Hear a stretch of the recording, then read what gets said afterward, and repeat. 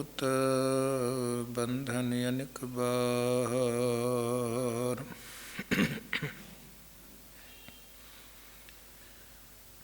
SERB कला समरथ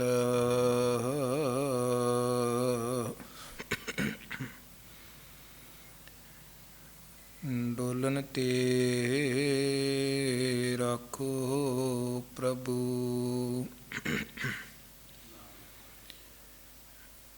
Dolan ते राखो प्रभु।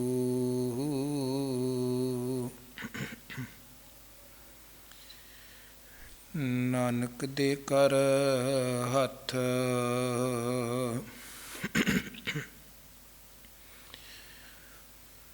डोलन ते राखो प्रभु।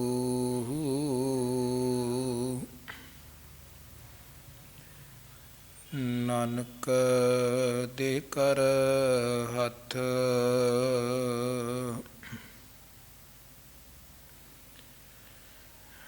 आया दूरों चल के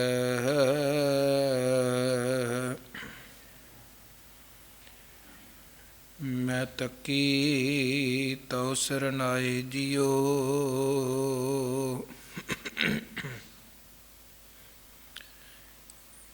मैं आशा रखी चित में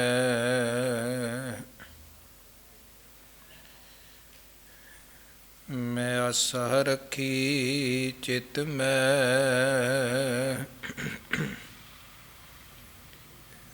मेरा सबो दुख गवाए जियो।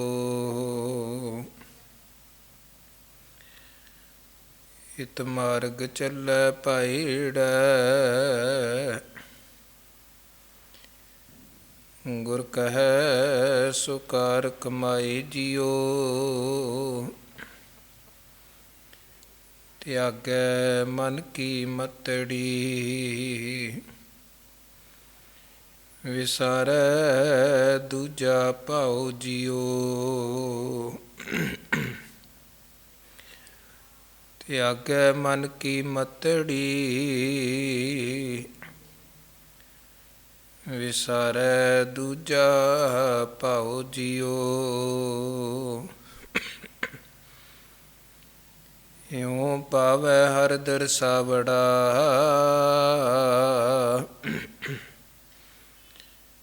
न लगै तती वाओ जियो। यों पावै हर दरसावड़ा नह लगै तती वाओ जियो। हऊँ आपों बोल न जानदा मैं कहिया सब हुक्माओ जियो। हऊँ आपों बोल न जानदा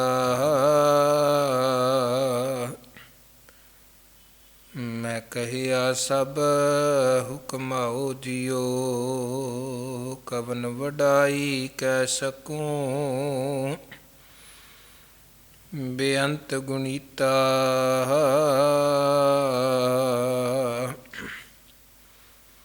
कर किरपा मोहि नाम देहो।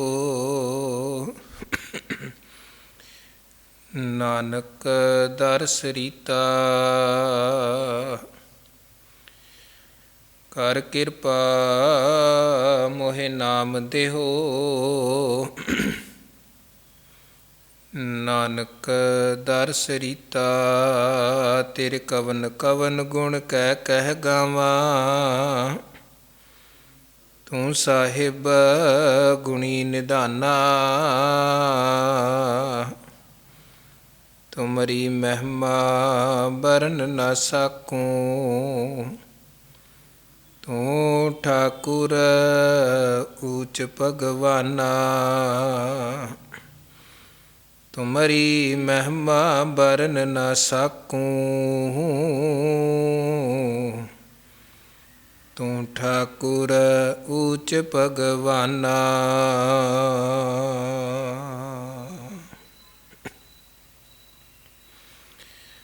ਜੁਗੋ ਜੁਗ ਅਟਲ ਸਤਿਗੁਰੂ ਗੁਰਗੱਦੀ ਤੇ ਸੁਭਾਇਮਾਨ ਦਸਾਂ ਪਾਤਸ਼ਾਹੀਆਂ ਦੀ ਜੋਤ ਸਤਿਗੁਰੂ ਗਰੀਬ ਨਵਾਜ ਭਗਤ ਵਛਲ ਪਤਿਤ ਪਾਵਨ ਕਰੁਣਾ ਨਿਧਾਨ ਉਪਮਾ ਮਹਾਨ ਸਤਿਗੁਰੂ ਗੁਰੂ ਗ੍ਰੰਥ ਸਾਹਿਬ ਜੀ ਮਹਾਰਾਜ ਜੀ ਦੀ ਪਾਵਨ ਪਵਿੱਤਰ ਮੁਬਾਰਕ ਅੰਮ੍ਰਿਤਮਈ ਹਜ਼ੂਰੀ ਵਿਖੇ ਚਰਨ ਸ਼ਰਨ ਵਿਖੇ ਰਾਤਰੀ ਦੇ ਸੱਜੇ ਹੋਏ ਦੀਵਾਨਾਂ ਦੀ ਹਾਜ਼ਰੀ ਭਰ ਰਹੀ ਗੁਰੂ ਰੂਪ ਸਾਧ ਸੰਗਤ, ਗੁਰੂ ਸਾਹਿਬ ਜੀ ਨੇ ਬੇਅੰਤ ਰਹਿਮਤਾਂ ਬਖਸ਼ਿਸ਼ਾਂ ਵਰਤਾਈਆਂ ਹਨ। ਆਪਣੀ ਪਾਵਨ ਪਵਿੱਤਰ ਸੁਭਾਗ ਗੋਦ ਦੀ ਦਾਤ, ਅੰਮ੍ਰਿਤਮਈ ਹਜ਼ੂਰੀ ਚਰਨ ਸ਼ਰਨ ਦੀ ਦਾਤ ਬਖਸ਼ੀ ਹੈ। ਗੁਰੂ ਘਰ ਦੇ ਸਨਮਾਨ ਸਤਿਕਾਰਯੋਗ ਕੀਰਤਨੀਆਂ ਪਾਸੋਂ ਰੋਜ਼ਾਨਾ ਦੀ ਤਰ੍ਹਾਂ ਪਾਵਨ ਪਵਿੱਤਰ ਬਾਣੀ ਇਲਾਹੀ ਸਾਚੀ ਤੁਰਕੀ ਅੰਮ੍ਰਿਤਮਈ ਬਾਣੀ ਦੇ ਸ਼ਬਦ ਕੀਰਤਨ ਪਿਆਰ ਔਰ ਸਤਿਕਾਰ ਸਹਿਤ ਆਪ ਜੀ ਨੇ ਸ਼ਰਵਣ ਕੀਤੇ ਹਨ। ਗੁਰਬਾਣੀ ਕੀਰਤਨ ਤੋਂ ਉਪਰੰਤ ਗੁਰਬਾਣੀ ਵਿਚਾਰ ਦੀ ਲੜੀ ਅਧੀਨ ਭਗਤ ਕਬੀਰ ਸਾਹਿਬ ਜੀ ਦੇ ਪਾਵਨ ਪਵਿੱਤਰ ਬਚਨਾਂ ਦੀ ਵਿਚਾਰ ਦੀ ਸਾਂਝ ਪਾਈਏ। ਪ੍ਰਥਮ ਗੁਰੂ ਬਖਸ਼ੀ ਫਤਿਹ ਪ੍ਰਵਾਨ ਕਰੋ। ਅਦਬ ਪਿਆਰ ਸਤਿਕਾਰ ਸਹਿਤ ਆਖੋ ਜੀ ਵਾਹਿਗੁਰੂ ਜੀ ਕਾ ਖਾਲਸਾ ਵਾਹਿਗੁਰੂ ਜੀ ਕੀ ਫਤਿਹ। ਸ਼੍ਰੋਮਣੀ ਭਗਤ ਭਗਤ ਕਬੀਰ ਜੀ ਦੀ ਪਾਵਨ ਰਸਨਾ ਤੋਂ ਉਚਾਰਨ ਕੀਤੇ ਹੋਏ ਕੁੱਲ 243 ਸ਼ਲੋਕ ਹਨ, ਜੋ ਕਬੀਰ ਸਾਹਿਬ ਜੀ ਦੇ ਨਾਮ ਹੇਠ ਸਰਲੇਖ ਹੇਠ ਅੰਕਿਤ ਹਨ। ਹਾਲਾਂਕਿ ਵਿੱਚ ਕੁਝ ਸ਼ਲੋਕ ਪੰਚਮ ਪਾਤਸ਼ਾਹ ਦੇ ਔਰ ਤੀਜੇ ਪਾਤਸ਼ਾਹ ਜੀ ਦੇ ਵੀ ਹਨ, ਪਰ ਆਰੰਭ ਦੇ ਵਿੱਚ ਸਰਲੇਖ ਸ਼ਲੋਕ ਭਗਤ ਕਬੀਰ ਜੀਓ ਕੇ ਆਇਆ ਹੈ। ਔਰ ਵਿੱਚ ਲੜੀ ਦੇ ਚਲਦਿਆਂ ਜਿੱਥੇ ਕਿੱਥੇ ਵੀ ਕੋਈ ਪੰਚਮ ਪਾਤਸ਼ਾਹ ਜੀ ਦਾ ਜਾਂ ਤੀਜੇ ਪਾਤਸ਼ਾਹ ਜੀ ਦਾ ਸ਼ਲੋਕ ਆਇਆ, ਸ਼ਲੋਕ ਤੋਂ ਪਹਿਲਾਂ ਮਹੱਲਾ ਪੰਜਵਾਂ ਜਾਂ ਮਹੱਲਾ ਤੀਜਾ ਇਹ ਨਾਲ ਅੰਕਿਤ ਸੀ। ਆਪਾਂ ਉਹ ਲੜੀਵਾਰ ਵਿਚਾਰ 'ਚ ਇਹ ਵਿਚਾਰਿਆ ਹੈ। ਖੈਰ 243 ਸ਼ਲੋਕਾਂ ਦੀ ਵਿਚਾਰ ਦੀ ਇਸ ਲੜੀ ਅਧੀਨ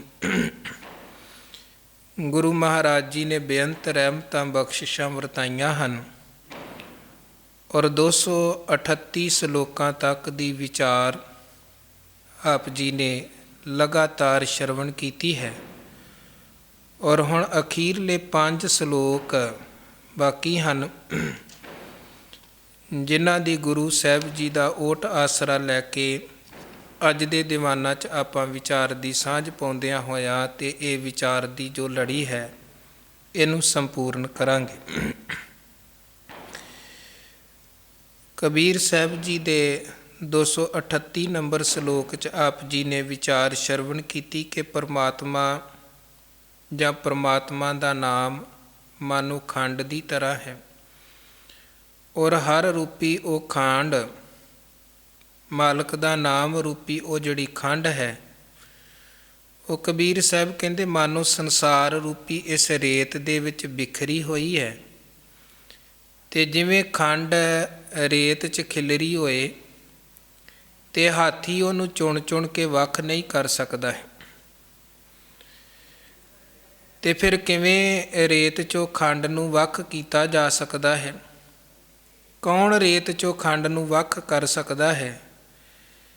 ਤੇ ਕਬੀਰ ਸਾਹਿਬ ਨੇ ਉਹ ਕਿਹਾ ਕਿ ਕੀੜੀ ਜ਼ਰੂਰ ਰੇਤ 'ਚੋਂ ਖੰਡ ਚੁਣ ਸਕਦੀ ਹੈ, ਹਾਥੀ ਨਹੀਂ। ਇਸੇ ਤਰ੍ਹਾਂ ਕਬੀਰ ਜੀ ਕਹਿੰਦੇ ਗੁਰੂ ਨੇ ਇਹ ਸਾਨੂੰ ਇੱਕ ਸਮਝ ਬਖਸ਼ੀ ਹੈ ਕਿ ਸੰਸਾਰ ਮਾਨੋ ਰੇਤ ਦੀ ਤਰ੍ਹਾਂ ਹੈ, ਇਹਦੇ 'ਚ ਪਰਮਾਤਮਾ ਤੇ ਪਰਮਾਤਮਾ ਦੇ ਨਾਮ ਦਾ ਵਾਸਾ ਹੈ। ਪਰ ਜੇ ਹੰਕਾਰ ਕਰਕੇ ਹਾਥੀ ਬਣ ਕੇ ਰਵਾਂਗੇ ਨਾ, ਤਾਂ ਫਿਰ ਗੱਲ ਨਹੀਂ ਬਣ ਸਕਦੀ ਹੈ। ਨਾ ਪਰਮੇਸ਼ਰ ਤੱਕ ਪਹੁੰਚ ਸਕਦੇ ਹਾਂ, ਨਾ ਪਰਮੇਸ਼ਰ ਦੇ ਨਾਮ ਦੇ ਨਾਲ ਜੁੜ ਸਕਦੇ ਹਾਂ ਜੇ ਹੰਕਾਰ ਹੈ, ਹਉਮੈ ਹੈ। ਕਿਉਂਕਿ ਹੰਕਾਰ ਜੀਵ ਆਤਮਾ ਅਤੇ ਪਰਮਾਤਮਾ ਦੇ ਵਿੱਚ ਇੱਕ ਦੀਵਾਰ ਹੈ, ਇੱਕ ਕੰਧ ਹੈ, ਇੱਕ ਪਰਦਾ ਹੈ। ਅਤੇ ਜਿੰਨੀ ਦੇਰ ਤੱਕ ਉਹ ਪੜਦਾ ਹੈ ਉਨੀ ਦੇਰ ਤੱਕ ਫਾਸਲਾ, ਉਨੀ ਦੇਰ ਤੱਕ ਇੱਕ ਮਿਕਤਾ ਨਹੀਂ, ਅਭੇਦਤਾ ਨਹੀਂ, ਲੀਨਤਾ ਨਹੀਂ। ਸੋ ਕਬੀਰ ਸਾਹਿਬ ਕਹਿੰਦੇ ਨਿਮਰਤਾ ਦੇ ਧਾਰਨੀ ਬਣਨਾ ਪਵੇਗਾ। ਫਿਰ ਪਰਮੇਸ਼ਰ ਦਾ ਮਿਲਾਪ ਵੀ ਹੁੰਦਾ ਹੈ, ਪਰਮੇਸ਼ਰ ਦੇ ਨਾਮ ਦਾ ਮਿਲਾਪ ਵੀ ਹੁੰਦਾ ਹੈ। ਕਿਉਂਕਿ ਹੰਕਾਰੀ ਮਨੁੱਖ ਤਾਂ ਟੁੱਟਿਆ ਰਹਿੰਦਾ ਹੈ। ਮਨੁੱਖ ਤੋਂ, ਮਨੁੱਖਤਾ ਤੋਂ, ਗੁਰੂ ਤੋਂ, ਪਰਮੇਸ਼ਰ ਤੋਂ, ਹਰ ਇੱਕ ਤੋਂ ਹੰਕਾਰੀ ਟੁੱਟਿਆ ਰਹਿੰਦਾ ਹੈ। ਪਰ ਜਿਹਦੇ ਜੀਵਨ 'ਚ ਨਿਮਰਤਾ ਹੈ ਉਹ ਹਰ ਇੱਕ ਦੇ ਨਾਲ ਜੁੜ ਕੇ ਰਹਿੰਦਾ ਹੈ। ਜਿਹਦੇ ਜੀਵਨ 'ਚ ਗਰੀਬੀ ਹੈ, ਹਲੀਮੀ ਹੈ, ਉਹ ਕੇਵਲ ਆਪਣੇ ਲਈ ਨਹੀਂ ਜਿਉਂਦਾ ਹੈ, ਉਹ ਸਰਬੱਤ ਦਾ ਭਲਾ ਕਰਦਿਆਂ ਹੋਇਆਂ ਜਿਉਂਦਾ ਹੈ। ਉਹ ਦੂਜਿਆਂ ਦੇ ਨਾਲ ਵਧੀਕੀਆਂ ਨਹੀਂ ਕਰਦਾ ਹੈ, ਉਹ ਦੂਜਿਆਂ 'ਚੋਂ ਰੱਬ ਨੂੰ ਵੇਂਹਦਾ, ਪਰਮੇਸ਼ਰ ਨੂੰ ਵੇਂਹਦਾ ਹੈ। ਇਸੇ ਕਰਕੇ ਸਤਿਗੁਰੂ ਨੇ ਕਿਹਾ ਭਗਤ ਵੀ ਉਹ ਹੈ ਜਿਹਦੇ ਜੀਵਨ 'ਚ ਗਰੀਬੀ, ਨਿਮਰਤਾ ਅਤੇ ਹਲੀਮੀ ਹੈ। ਮਾਣ ਹੁੰਦੇ ਹੋਏ ਨਿਮਾਣਾ, ਤਾਣ ਹੁੰਦੇ ਹੋਏ ਨਿਤਾਣਾ, ਅਣ ਹੁੰਦਾ ਆਪ ਵੰਡਾਏ ਕੋ ਐਸਾ ਭਗਤ ਸਦਾਏ। ਖੈਰ ਇੱਦੋਂ ਅੱਗੇ ਅੱਜ 239 ਨੰਬਰ ਸ਼ਲੋਕ ਅਤੇ 240 ਨੰਬਰ, ਇਹ ਜਿਹੜੇ ਦੋ ਸ਼ਲੋਕ ਹਨ, ਇਹਨਾਂ 'ਚ ਕਬੀਰ ਸਾਹਿਬ ਨੇ ਇੱਕ ਸਾਂਝੀ ਵਿਚਾਰ ਬਖਸ਼ਿਸ਼ ਕੀਤੀ ਹੈ। ਪ੍ਰਥਮ 239 ਨੰਬਰ ਸ਼ਲੋਕ 'ਚ ਕਬੀਰ ਸਾਹਿਬ ਕਹਿੰਦੇ ਕਬੀਰ ਜੋ ਤੋਹਿ ਸਾਧ ਪਿਰਮ ਕੀ ਸੀਸ ਕਾਟ ਕਰ ਗੋਏ। ਕਹਿੰਦੇ ਜੇ ਤੇਰੇ ਅੰਦਰ ਪਰਮੇਸ਼ਰ ਦੇ ਨਾਲ ਜੁੜਨ ਦੀ ਸਦਰ ਹੈ, ਤਾਂਘ ਹੈ, ਖਿੱਚ ਹੈ, ਅਤੇ ਫਿਰ ਚੇਤੇ ਰੱਖੀ ਕਿ ਜੇ ਪਰਮੇਸ਼ਰ ਦੇ ਨਾਲ ਜੁੜਨਾ ਹੈ, ਪਰਮੇਸ਼ਰ ਦੀ ਇੱਕ ਮਿਕਤਾ ਹਾਸਲ ਕਰਨੀ ਹੈ, ਉਹਦੇ ਲਈ ਆਪਣਾ ਸੀਸ ਕੱਟ ਕੇ ਗੇਂਦ ਬਣਾਉਣਾ ਪਵੇਗਾ, ਭਾਵ ਸੀਸ ਕੁਰਬਾਨ ਕਰਨਾ ਪਵੇਗਾ। ਹੁਣ ਪਹਿਲਾਂ ਤਾਂ ਵੇਖੋ ਇਸ ਚੀਜ਼ ਨੂੰ ਸਮਝਣਾ ਬਹੁਤ ਜ਼ਰੂਰੀ ਹੈ, ਕਿਉਂਕਿ ਗੁਰਬਾਣੀ 'ਚ ਇੱਦਾਂ ਦੇ ਬਹੁਤ ਸਾਰੇ ਪ੍ਰਮਾਣ ਸ਼ਬਦ ਆਉਂਦੇ ਨੇ ਜਿੱਥੇ ਆਪਾਂ ਪੜ੍ਹਦੇ ਹਾਂ ਕਿ ਸਿਰ ਕੁਰਬਾਨ ਕਰਨਾ ਪਵੇਗਾ, ਸਿਰ ਭੇਟ ਕਰਨਾ ਪਵੇਗਾ। ਜੋ ਤੋ ਪ੍ਰੇਮ ਖੇਲਨ ਕਾ ਚਾਓ, ਸਿਰ ਧਰ ਤਲੀ ਗਲੀ ਮੇਰੀ ਆਓ। ਇਤ ਮਾਰਗ ਪੈਰ ਧਰੀਜੈ, ਸਿਰ ਦੀਜੈ ਕਾਣ ਨਾ ਕੀਜੈ। ਸਤਿਗੁਰ ਕੀ ਸੇਵਾ ਗਾਖੜੀ, ਸਿਰ ਦੀਜੈ ਆਪ ਗਵਾਏ। ਉੱਥੇ ਵੀ ਸਿਰ ਦੇਣ ਦੀ ਗੱਲ ਆਈ। ਅਤੇ ਪਹਿਲੇ ਪ੍ਰਮਾਣ 'ਚ ਵੀ ਮਹਾਰਾਜ ਨੇ ਕਿਹਾ ਸਿਰ ਧਰ ਤਲੀ ਗਲੀ ਮੇਰੀ ਆਓ। ਇੱਦਾਂ ਦੇ ਬਹੁਤ ਸਾਰੇ ਹੋਰ ਵੀ ਗੁਰਬਾਣੀ ਦੇ ਪ੍ਰਮਾਣ ਹਨ। ਸੀਸ ਕਾਟ ਕਰ ਬੈਸਣ ਦੀਜੈ, ਬਿਨ ਸਿਰ ਸੇਵ ਕਰੀਜੈ। ਹੁਣ ਇਹ ਜਿਹੜਾ ਸਿਰ ਕੱਟਣ ਦਾ ਵਾਰ-ਵਾਰ ਜ਼ਿਕਰ ਗੁਰੂ ਸਾਹਿਬ ਨੇ ਬਾਣੀ 'ਚ ਕੀਤਾ ਹੈ, ਇਹਦਾ ਭਾਵ ਹੈ ਕਿ ਹੰਕਾਰ ਛੱਡ ਕੇ ਆਪਣੀ ਸੋਚ, ਆਪਣੀ ਮੱਤ, ਆਪਣੇ ਦਿਮਾਗ ਦੀ ਜਿਹੜੀ ਅਕਲ ਦਾ ਮਾਣ ਹੈ ਉਹਨੂੰ ਛੱਡ ਕੇ ਬਿਲਕੁਲ ਨਿਮਾਣੇ ਬਣ ਕੇ ਗੁਰੂ ਕੋਲ ਆਉਣਾ ਹੈ। ਬਿਲਕੁਲ ਨਿਮਾਣੇ ਬਣ ਕੇ, ਹੰਕਾਰ ਛੱਡ ਕੇ। ਜੇ ਮਹਾਰਾਜ ਕਹਿੰਦੇ ਜੋ ਤੋ ਪ੍ਰੇਮ ਖੇਲਣ ਕਾ ਚਾਓ, ਜੇ ਤੂੰ ਇਹ ਗੁਰੂ ਦੇ ਪ੍ਰੇਮ ਦੇ ਰਾਹ 'ਤੇ ਖੇਲਣਾ ਚਾਹੁੰਦਾ ਹੈ ਤੇ ਫਿਰ ਆਪਣੀ ਮੱਤ ਨਾਲ ਰੱਖ ਕੇ ਨਹੀਂ ਚੱਲਣਾ ਪੈਣਾ। ਇਹ ਮੱਤ ਨੂੰ ਛੱਡ ਕੇ ਜਿਹੜੀ ਗੁਰੂ ਦੀ ਮੱਤ, ਕਿਉਂਕਿ ਵੈਸੇ ਵੀ ਜਦੋਂ ਕੋਈ ਖਿਲਾੜੀ ਖੇਲ ਦੇ ਮੈਦਾਨ ਦੇ ਵਿੱਚ ਉਤਰਦਾ ਹੈ ਉੱਥੇ ਫਿਰ ਉਹ ਆਪਣੀ ਮਨ ਦੀ ਮਰਜ਼ੀ ਨਹੀਂ ਕਰ ਸਕਦਾ। ਖੇਡ ਦਾ ਇੱਕ ਡਿਸਿਪਲਿਨ ਹੈ, ਹਰ ਖੇਡ ਦਾ ਇੱਕ ਅਨੁਸ਼ਾਸਨ ਹੈ, ਇੱਕ ਤਰੀਕਾ ਹੈ। ਫਿਰ ਉਹ ਖੇਡ ਉਸੇ ਤਰੀਕੇ ਦੇ ਮੁਤਾਬਕ ਖੇਡਣੀ ਪੈਂਦੀ ਹੈ। ਅਤੇ ਜਦੋਂ ਨਿਯਮ ਦੇ ਵਿੱਚ ਰਹਿ ਕੇ ਕੋਈ ਖੇਡ ਖੇਡੀ ਜਾਂਦੀ ਹੈ ਅਤੇ ਉਹਦੇ 'ਚ ਫਿਰ ਅੱਗੇ ਸਫਲਤਾ, ਵਡਿਆਈ ਵੀ ਮਿਲਦੀ ਹੈ। ਅਤੇ ਜਿਹੜਾ ਨਿਯਮ ਤੋੜ ਕੇ ਖੇਡਣਾ ਚਾਹਵੇ ਅਤੇ ਫਿਰ ਉਹ ਤਾਂ ਫੌਲ, ਉਹ ਤਾਂ ਬਾਹਰ ਹੋ ਜਾਂਦਾ ਖੇਲ ਤੋਂ। ਇਸ ਕਰਕੇ ਮਹਾਰਾਜ ਕਹਿੰਦੇ ਇਹ ਜਿਹੜੀ ਇੱਕ ਪ੍ਰੇਮ ਦੀ ਖੇਡ ਹੈ, ਗੁਰਮਤਿ ਦੀ ਖੇਲ ਹੈ, ਗੁਰਮਤਿ ਜੀਵਨ ਹੈ, जे इस राह ते तू चलना, ये खेड खेडनी है, फिर अपनी मत छड्ड के जेड़ी एक मत, एक विधि विधान, एक मर्यादा गुरु ने बनाई है ना, वो फॉलो करके ते फिर चलना पवेगा। फिर अगे सफलता है, गुरु की खुशी है। सो सिर कट्टण का भाव ये है, जिन्नी बार भी बाणी च सिर कट्टण की गल आई, भाव है कि हंकार छड्ड के निमरता दे धारनी बनना, अपने मन की मत छड्ड के गुरु की मत नूं धारण करके चलना है, फिर जीवन की खेड सफल हो सकती है। कबीर साहब कहते, जे तेरे अंदर परमेश्वर की तांग है, सदर है मालक नूं मिलन की, अभेद होण दी, ते फिर इस रस्ते ते चलण दे लई सब तो पहले नंबर ते अपने मन की मत ते हउमे हंकार वाली बिरती नूं छड्डना पवेगा, भाव सीस कट के भेंट करना पवेगा। निमरता, यही गल पिछले श्लोक च भी कबीर जी ने कही कि कीड़ी वाली बिरती बनानी पएगी जे परमेश्वर के नाम की दात लैनी है। यही गल इस श्लोक च कर रहे हैं। फिर वो कहते किन्नी निमरता होनी चाहिए है, खेलत खेलत हाल कर, जो किछ होए सो होए। सीस कहते भेंट करके उन्होंने गेंद बना। फिर इन्नी निमरता, इन्नी हलीमी कहते अपने जीवन की बना लै कि बेशक कोई जिद्दां दा मर्जी सलूक करे, तू अपनी निमरता नूं धारण करके रखना, भाव निमरता दे गुण नूं छड्डना नहीं है, ऐन निमरता धारण करके रखनी। जिवें पिछे भी आपां कबीर साहब जी दे वो सलोक पढ़े सन, जिथे कबीर साहब ने उदाहरणां दित्तियां कि जे परमेश्वर की खुशी चाहुंदे हो, जे सच्चे सेवक बनना है, कबीर रोड़ा होए रहो बाटका, वो रस्ते च पए हुए पत्थर वर्गे बन जाओ, जां रस्ते च पई हुई धूड़ वर्गे बन जाओ। कहण दा भाव कि ऐन अत्यंत निमरता जीवन दे विच धारण कर लवो गरीबी जीवन च। क्योंकि संसार अंदर वेखो मनुखी एक सुभाव है साडा कि जब कछ पावै तब गर्व करत है। महाराज ने जिथे ये जिक्र किया ना कि जीव जंतु वाहिगुरू की कुदरत दे विच अनेकां हन, हर जीव का, जंतु का, पशु का, पंछी का शरीर आकार वखरा वखरा है, रूप रंग वखरा वखरा है। नानक रचना प्रभ रची बहु विध अनेक प्रकार, इहदा सुभाव भी वखरे वखरे हैं। और पशुआं दे सुभाव, पंछियां दे सुभाव, मनुखां दे सुभाव वखरे वखरे हैं। हर चीज़ दे अंदर, हर जीव पशु पंछी मनुख अंदर किसे अंदर कोई गुण हैं, कोई ऐब भी हैं। उत्थे महाराज ने मनुखा जीवन अंदर जिहड़ा एक प्रमुख ऐब है ना, उहदा जिक्र करदिआं कहा कि हौमै रोग मानुख को दीना। ये शरीर माया का पुतला है, ये शरीर माया का पुतला विच हौमै दुष्टि पाई, ਇਹਦੇ 'ਚ ਹਉਮੈ ਦੁਸ਼ਟ ਹਉਮੈ ਦਾ ਵਾਸਾ ਹੈ। ਤੇ ਹੁਣ ਇਹ ਵੇਖੋ ਹੰਕਾਰ ਦੇ ਕੁਝ ਪੱਧਰ ਹਨ। ਬਾਣੀ ਨੂੰ ਜਦੋਂ ਆਪਾਂ ਪੜ੍ਹਦੇ ਹਾਂ, ਮਹਾਰਾਜ ਕਹਿੰਦੇ ਇੱਕ ਤੇ ਉਹ ਬਿਰਤੀ ਹੈ ਜਿੱਥੇ ਮਨੁੱਖ ਦੇ ਜੀਵਨ ਅੰਦਰ ਮਾਣ ਹੈ, ਪਰ ਮਾਣ ਹੋਣ ਦੇ ਬਾਵਜੂਦ ਵੀ ਨਿਮਾਣਾਪਨ ਹੈ। ਮਾਣ ਹੈ, ਸਨਮਾਨ ਹੈ, पर बेअंत मान सन्मान तो बाद भी इन्नी निमरता कि कहो नानक सब तेरी वडियाई, कोई नाओ ना जाने मेरा।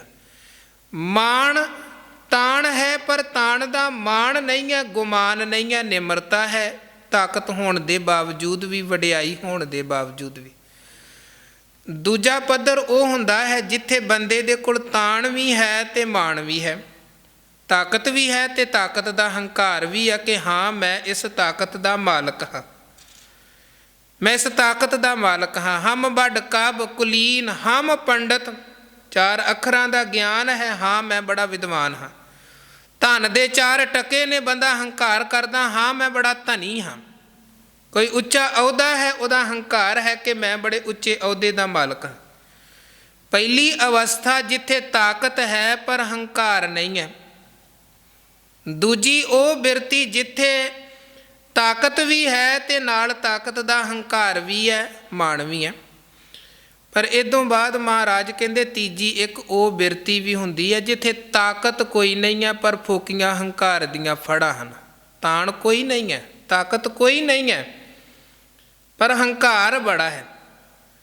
ਤੇ ਉੱਥੇ ਹੁਣ ਮਹਾਰਾਜ ਸੱਚੇ ਪਾਤਸ਼ਾਹ ਧੰਨ ਗੁਰੂ ਨਾਨਕ ਦੇਵ ਜੀ ਮਹਾਰਾਜ ਫਿਰ ਇੱਕ ਨਿਰਣਾ ਦਿੰਦੇ ਹਨ। ਮਹਾਰਾਜ ਕਹਿੰਦੇ ਉਹ ਤਾਂ ਪੁਰਖ ਉੱਤਮ ਹੋ ਗਿਆ ਨਾ, ਜਿਹੜਾ ਮਾਣ ਹੁੰਦਿਆਂ ਵੀ ਨਿਮਾਣਾ ਹੈ। ਉਹ ਪੁਰਖ ਹੋ ਗਿਆ ਮੱਧਮ, ਜਿਹੜਾ ਠੀਕ ਹੈ ਤਾਕਤ ਦਾ ਮਾਣ ਹੈ, ਚਲੋ ਇੱਕ ਮਨੁੱਖੀ ਸੁਭਾਅ। ਪਰ ਜਿਹਦੇ ਕੋਲ ਤਾਕਤ ਵੀ ਨਹੀਂ ਹੈ ਤੇ ਹੰਕਾਰ ਬੜਾ ਹੈ, ਤੇ ਉਹਨੂੰ ਫਿਰ ਸਤਿਗੁਰੂ ਉਹਦੀ ਤੁਲਨਾ ਕਰਦੇ ਨੇ ਪਸ਼ੂ ਦੇ ਨਾਲ, ਖਰ ਦੇ ਨਾਲ, ਗਧੇ ਦੇ ਨਾਲ।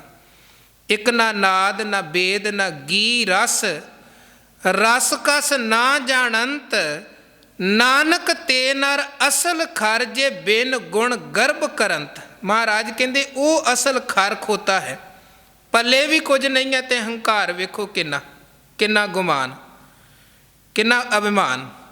ਸੋ ਮਹਾਰਾਜ ਸੱਚੇ ਪਾਤਸ਼ਾਹ ਕਹਿੰਦੇ ਇਹ ਜਿਹੜਾ ਪਰਮੇਸ਼ਰ ਦੇ ਪ੍ਰੇਮ ਦਾ ਰਸਤਾ ਹੈ, ਰੱਬੀ ਮਿਲਾਪ ਦਾ ਰਸਤਾ ਹੈ, ਇਹ ਰਸਤਾ ਤੇ ਐਸਾ ਹੈ, ਇੱਥੇ ਤੇ ਤਾਣ ਹੁੰਦਿਆਂ ਵੀ ਨਿਮਾਣਾਪਨ ਬਣਾ ਕੇ ਰੱਖਣਾ ਪੈਂਦਾ ਹੈ, ਫਿਰ ਜਾ ਕੇ ਸਫਲਤਾ ਮਿਲਦੀ ਹੈ। ਤੇ ਜੇ ਤਾਣ ਵੀ ਕੋਈ ਨਾ ਹੋਵੇ ਤੇ ਬੰਦਾ ਫਿਰ ਵੀ ਮਾਣ ਕਰੀ ਜਾਏ ਤੇ ਫਿਰ ਮੰਜ਼ਿਲ ਕਿੱਦਾਂ ਫਿਰ ਨਹੀਂ ਮਿਲ ਸਕਦੀ, ਕਿਉਂਕਿ ਹੰਕਾਰ ਰੁਕਾਵਟ ਬਣ ਕੇ ਖਲੋਤਾ ਹੈ। ਸੋ ਕਬੀਰ ਸਾਹਿਬ ਕਹਿੰਦੇ ਜੇ ਤੂੰ ਚਾਹੁੰਦਾ ਹੈ ਸਫਲਤਾ ਮਿਲੇ, ਫਿਰ ਜ਼ਰੂਰੀ ਹੈ ਕਿ ਇੰਨਾ ਜ਼ਿਆਦਾ ਨਿਮਾਣਾਪਨ ਬਣਾ ਲੈ, ਜੋ ਮਰਜ਼ੀ ਹੁੰਦਾ ਰਵੇ, ਪਰ ਮੈਂ ਆਪਣੀ ਨਿਮਰਤਾ ਨਹੀਂ ਛੱਡਣੀ। ਜਿਹਨੂੰ ਫਰੀਦ ਸਾਹਿਬ ਕਹਿੰਦੇ, ਫਰੀਦਾ ਜੋ ਤੈਂ ਮਾਰਨ ਮੁਕੀਆਂ ਤਿੰਨਾ ਨਾ ਮਾਰੈ ਘੁੰਮ, ਆਪਨੜੈ ਕਰ ਜਾਈਏ ਪੈਰ ਤਿਨਾ ਕੇ ਚੁੰਮ। ਫਰੀਦਾ ਬੁਰੇ ਦਾ ਭਲਾ ਕਰ, ਗੁੱਸਾ ਮਨ ਨਾ ਹੰਢਾਏ। ਜੇ ਬੁਰਾ ਵੀ ਕੋਈ ਕਰੇ, ਤੇਰੇ ਅੰਦਰ ਇੰਨਾ ਪਿਸ਼ਨ, ਇੰਨੀ ਸਹਿਨਸ਼ੀਲਤਾ ਹੋਵੇ, ਤੇਰੇ ਅੰਦਰ ਬੁਰੇ ਦਾ ਵੀ ਬੁਰਾ ਕਰਨ ਦੀ ਬਿਰਤੀ ਨਾ ਹੋਵੇ। ਬੁਰੇ ਦਾ ਭਲਾ ਕਰ, ਗੁੱਸਾ ਮਨ ਨਾ ਹੰਢਾਏ, ਫਿਰ ਕੀ ਹੋਵੇਗਾ? ਦੇਹੀ ਰੋਗ ਨਾ ਲੱਗਈ ਪੱਲੇ ਸਭ ਕਿਛ ਪਾਏ। ਕਹਿੰਦੇ ਕੋਈ ਕਾਇਆ ਤੇ ਰੋਗ ਨਹੀਂ ਆ ਸਕਦਾ ਹੈ, ਔਰ ਸਾਰੀਆਂ ਦਾਤਾਂ ਸੁੱਖ ਤੇਰੀ ਝੋਲੀ 'ਚ ਪੈਣਗੇ। ਸੋ ਕਬੀਰ ਸਾਹਿਬ ਕਹਿੰਦੇ ਇੱਦਾਂ ਦੀ ਨਿਮਰਤਾ ਬਣਾਉਣੀ ਹੈ। ਜੇ ਪਰਮਾਤਮਾ ਦੇ ਪ੍ਰੇਮ ਦੀ ਮਿਲਾਪ ਦੀ ਇੱਕ ਤਾਂਘ ਹੈ। ਪਰ ਅਗਲੇ ਸਲੋਕ 'ਚ ਉਹ ਕਹਿੰਦੇ ਕਿ ਇਹ ਜਿਹੜੀ ਪ੍ਰੇਮ ਦੀ ਤਾਂਘ ਹੈ ਨਾ, ਤੇਰੇ ਹਿਰਦੇ 'ਚ ਹੈ, ਪਰ ਤੈਨੂੰ ਇਹ ਵੀ ਸਮਝ ਹੋਣੀ ਚਾਹੀਦੀ ਹੈ ਕਿ ਤੇਰਾ ਰਸਤਾ ਸਹੀ ਹੈ ਕਿ ਨਹੀਂ ਸਹੀ ਹੈ। ਜਿਸ ਮੰਜ਼ਿਲ ਦਾ ਤੇ ਪਤਾ ਲੱਗ ਗਿਆ, ਹੁਣ ਮੰਜ਼ਿਲ 'ਤੇ ਜਾਣ ਦੇ ਲਈ ਰਸਤੇ 'ਤੇ ਜਿਹੜੇ 'ਤੇ ਚੱਲ ਕੇ ਉਸ ਮੰਜ਼ਿਲ 'ਤੇ ਜਾਣਾ ਹੈ, ਉਹਦੀ ਵੀ ਸਮਝ ਹੋਣੀ ਚਾਹੀਦੀ ਹੈ। ਉਹ ਕਹਿੰਦੇ ਕਬੀਰ ਜੋ ਤੋਹਿ ਸਾਧ ਪਿਰਮ ਕੀ ਪਾਕੇ ਸੇਤੀ ਖੇਲ। ਜੇ ਅੰਦਰ ਮਾਲਕ ਦੇ ਪ੍ਰੇਮ ਦੀ ਸਦਰ ਹੈ, ਮਿਲਾਪ ਦੀ ਤਾਂਘ ਹੈ, ਤੇ ਫਿਰ ਪੱਕਿਆਂ ਦੇ ਨਾਲ ਖੇਡਣਾ ਹੈ। ਭਾਵ ਜੁੜਿਆਂ ਹੋਇਆਂ ਦੀ ਸੰਗਤ ਕਰਨੀ ਹੈ, ਗੁਰੂ ਦੀ ਸੰਗਤ ਕਰਨੀ ਹੈ। ਫਿਰ ਕਿਉਂਕਿ ਅਕਸਰ ਧਰਮ ਦੀ ਤਾਂਘ ਜਾਂ ਸੁੱਖ ਦੀ ਤਾਂਘ ਜਾਂ ਹੋਰ ਚੀਜ਼ਾਂ ਦੀ ਤਾਂਘ ਲੋਕਾਂ ਦੇ ਮਨ ਅੰਦਰ ਹੁੰਦੀ ਹੈ, ਤੇ ਉਹਨਾਂ ਇੱਛਾਵਾਂ ਕਰਕੇ ਕਈ ਵਾਰ ਲੋਕ ਭਟਕ ਵੀ ਜਾਂਦੇ ਹਨ। ਪੂਰੇ ਨੂੰ ਛੱਡ ਕੇ ਅਧੂਰਿਆਂ ਦੇ ਪਿੱਛੇ ਭਟਕ ਜਾਣਾ, ਸੱਚੇ ਨੂੰ ਛੱਡ ਕੇ ਕੱਚੇ ਦੇ ਪਿੱਛੇ ਲੱਗ ਜਾਣਾ। ਤੇ ਫਿਰ ਮਹਾਰਾਜ ਕਹਿੰਦੇ ਹੁੰਦਾ ਕੀ ਹੈ? ਯਤਨ ਕੀਤਾ ਸੁੱਖ ਦਾ, ਪਰ ਸੁੱਖ ਨਹੀਂ ਮਿਲਿਆ, ਸਗੋਂ ਬਹੁਤੀ ਵਿਪਤਾ ਗਲ ਆਣ ਪਈ। ਸੁੱਖ ਕੇ ਹੇਤ ਬਹੁਤ ਦੁੱਖ ਪਾਵਤ। ਭਾਈ ਗੁਰਦਾਸ ਸਾਹਿਬ ਦਾ ਬਚਨ ਹੈ, ਕਹਿੰਦੇ ਪੁੱਤਰ ਦੀ ਇੱਛਾ ਸੀ, ਮਾਲਕ ਅੱਗੇ ਅਰਦਾਸ ਕਰਨੀ ਗੱਲ ਵੱਖਰੀ ਹੈ, ਔਲਾਦ ਦਾਤ ਝੋਲੀ ਪਾਵੇ, ਪਰ ਕਹਿੰਦੇ ਇਹ ਭਟਕ ਗਏ ਜੀਵ ਇਸਤਰੀ, ਇੱਧਰ ਉੱਧਰ ਵਹਿਮੀਆਂ ਭਰਮੀਆਂ ਦੇ ਪਿੱਛੇ ਲੱਗ ਕੇ ਤੇ ਭੂਤਾਂ ਪ੍ਰੇਤਾਂ ਤੇ ਮੜੀਆਂ ਤੇ ਕਬਰਾਂ ਤੇ ਪਤਾ ਨਹੀਂ ਕਿਹੜੇ ਕਿਹੜੇ ਭਰਮਾਂ ਦੇ ਚੱਕਰ 'ਚ ਪੈ ਗਈ। ਤੇ ਫਿਰ ਹੋਇਆ ਕਿ ਨਾ ਉਹ ਔਲਾਦ ਦਾ ਸੁੱਖ ਮਿਲਿਆ, ਬਲਕਿ ਹੋਰ ਜਿੰਦ ਨੂੰ ਬਹੁਤੇ ਜੰਜਾਲਾਂ ਨੇ ਆਣ ਕੇ ਘੇਰ ਲਿਆ। ਭਾਈ ਸਾਹਿਬ ਦੇ ਬਚਨ ਹਨ, ਕਹਿੰਦੇ ਭੂਤਨ ਪੈ ਪੂਤ ਮੰਗੈ ਹੋਤ ਨਾ ਸਪੂਤੀ ਕੋਈ, ਜੀ ਕੀ ਪਰਤ ਸੰਸੈ ਤਿਆਗੈ ਹੂੰ ਨਾ ਤਿਆਗਈ। ਕਹਿਣ ਦਾ ਭਾਵ ਕਿ ਰਸਤੇ ਤੋਂ ਭਟਕ ਗਏ, ਸੁੱਖ ਚਾਹੁੰਦੇ ਸੀ, ਉਲਟੀ ਵਿਪਤਾ ਮੁਸੀਬਤ ਆਣ ਗਲ ਪਈ, ਨਾ ਉਹਦੇ ਤੋਂ ਛੁਟਕਾਰਾ ਮਿਲ ਰਿਹਾ, ਨਾ ਜਿਹੜਾ ਸੁੱਖ ਚਾਹੁੰਦੇ ਸੀ ਉਹ ਮਿਲ ਰਿਹਾ। ਇਸ ਕਰਕੇ ਮਹਾਰਾਜ ਸੱਚੇ ਪਾਤਸ਼ਾਹ ਕਹਿੰਦੇ ਪਾਕੇ ਸੇਤੀ ਖੇਲ। ਜੇ ਤੂੰ ਚਾਹੁੰਦਾ ਹੈ ਮੰਜ਼ਿਲ 'ਤੇ ਪਹੁੰਚਣਾ, ਤੇ ਪੂਰੇ ਗੁਰੂ ਦੀ ਸ਼ਰਨ ਦੇ ਵਿੱਚ ਜੁੜ ਕੇ ਇਹ ਪ੍ਰੇਮ ਦੀ ਖੇਡ ਖੇਡ। ਤੇ ਗੱਲ ਹੋਰ ਸਾਡੀ ਸਮਝ 'ਚ ਪਵੇ, ਉਹਦੇ ਲਈ ਭਗਤ ਕਬੀਰ ਜੀ ਨੇ ਬੜੀ ਪਿਆਰੀ ਉਦਾਹਰਣ ਦਿੱਤੀ। ਕਹਿੰਦੇ ਕਾਚੀ ਸਰਸੋਂ ਪੇਲ ਕੈ, ਨਾ ਖਲ ਭਈ ਨਾ ਤੇਲ।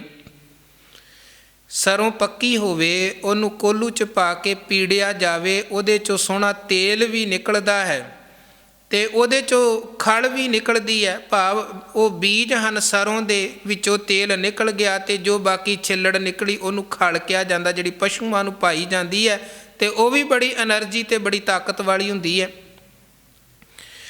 ਅਤੇ ਕਬੀਰ ਸਾਹਿਬ ਕਹਿੰਦੇ ਹੁਣ ਇਹ ਤਾਂ ਤੇਲ ਅਤੇ ਖਲ ਤੇ ਤਾਂ ਹੀ ਮਿਲਦੀ ਹੈ ਜੇ ਪੱਕੀ ਸਰੋਂ ਨੂੰ ਕੋਲੂ 'ਚ ਪਾ ਕੇ ਪੀੜਿਆ ਜਾਏ। ਅਤੇ ਜੇ ਸਰੋਂ ਹੋਵੇ ਕੱਚੀ ਸਰਸੋਂ ਅਤੇ ਉਹਨੂੰ ਕੋਲੂ 'ਚ ਪਾ ਕੇ ਪੀੜੋ ਅਤੇ ਨਾ ਤੇਲ ਮਿਲਦਾ ਹੈ ਅਤੇ ਨਾ ਉਹਦੀ ਖਾਲੀ ਬਣਦੀ ਹੈ ਅਤੇ ਉਹ ਕੁਝ ਵੀ ਨਹੀਂ ਬਣਦਾ, ਸਗੋਂ ਬਰਬਾਦੀ ਹੀ ਹੁੰਦੀ ਹੈ, ਉਹਦਾ ਲਾਭ ਕੋਈ ਨਹੀਂ ਹੁੰਦਾ ਹੈ। ਇਸੇ ਤਰ੍ਹਾਂ ਉਹ ਕਹਿੰਦੇ ਜੇ ਤੂੰ ਕਿਸੇ ਕੱਚੇ ਦੇ ਕੋਲ ਜਾ ਕੇ ਤੇ ਰੱਬ ਤੱਕ ਪਹੁੰਚਣ ਦੇ ਲਈ ਸੋਚੇਂਗਾ ਕਿ ਉੱਥੋਂ ਕੁਝ ਗਿਆਨ, ਉੱਥੋਂ ਕੋਈ ਇੱਦਾਂ ਦਾ ਰਸਤਾ ਮਿਲ ਜਾਏ, ਮੈਂ ਪਰਮੇਸ਼ਰ ਤੱਕ ਪਹੁੰਚ ਜਾਵਾਂ, ਰੱਬੀ ਪ੍ਰੇਮ ਦੀ ਖੇਡ ਮੇਰੀ ਪੂਰੀ ਹੋ ਜਾਏ, ਅਤੇ ਕਹਿੰਦੇ ਉੱਥੋਂ ਕੁਝ ਨਹੀਂ ਮਿਲਣਾ। ਜਿਵੇਂ ਕਾਚੀ ਸਰਸੋਂ ਪੇਲ ਕੈ, ਨਾ ਖਲ ਭਈ ਨਾ ਤੇਲ। ਜਿਵੇਂ ਕੱਚੀ ਸਰੋਂ ਨੂੰ ਕੋਲੂ 'ਚ ਪਾ ਕੇ ਪੀੜਿਆ, ਨਾ ਖਲ ਮਿਲਦੀ ਨਾ ਤੇਲ ਮਿਲਦਾ, ਇਸੇ ਤਰ੍ਹਾਂ ਕਾਚੇ ਗੁਰ ਤੇ ਮੁਕਤ ਨਾ ਹੁਆ। ਕੱਚੇ ਦੇ ਕੋਲ ਜਾ ਕੇ ਮੁਕਤੀ ਨਹੀਂ ਮਿਲ ਸਕਦੀ। ਮਹਾਰਾਜ ਨੇ ਬਾਣੀ 'ਚ ਵੀ ਸਾਨੂੰ ਵਾਰ-ਵਾਰ ਇਹ ਚੀਜ਼ਾਂ ਸਮਝਾਈਆਂ ਨੇ ਤਾਂ ਕਿ ਅਸੀਂ ਭਟਕੀਏ ਨਾ। ਕਿਉਂਕਿ ਜਦੋਂ ਗੁਰੂ ਨਾਨਕ ਮਹਾਰਾਜ ਸੱਚੇ ਪਾਤਸ਼ਾਹ ਸੰਸਾਰ 'ਚ ਆਏ ਸਨ, ਲੋਕ ਬਹੁਤ ਭਟਕੇ ਪਏ ਸਨ। ਵਹਿਮ ਭਰਮ ਅਗਿਆਨਤਾ ਕਰਮ ਕਾਂਡ, ਆਪਣੇ ਆਪਣੇ ਗੁਰੂ ਸਨ। ਸੱਚ ਨੂੰ ਛੱਡ ਕੇ ਤੇ ਲੋਕ ਕੁਰਾਹੇ ਪਏ ਹੋਏ ਸਨ। ਮਹਾਰਾਜ ਨੂੰ ਕਹਿਣਾ ਪਿਆ ਕਿ ਸੱਚ ਕਿਨਾਰੇ ਰਹਿ ਗਿਆ, ਸੱਚ ਤਾਂ ਇੱਕ ਪਾਸੇ ਰਹਿ ਗਿਆ ਹੈ। ਔਰ ਜਦੋਂ ਸੱਚ ਜੀਵਨ 'ਚ ਨਹੀਂ ਹੈ ਤੇ ਫਿਰ ਸ਼ਰਮ ਧਰਮ ਵੀ ਨਹੀਂ ਹੈ, ਕੂੜ ਦੀ ਪ੍ਰਧਾਨਤਾ ਹੈ। ਸ਼ਰਮ ਧਰਮ ਦੋਇ ਛੱਪ ਖਲੋਏ, ਕੂੜ ਫਿਰੈ ਪ੍ਰਧਾਨ ਵੇ ਲਾਲੋ।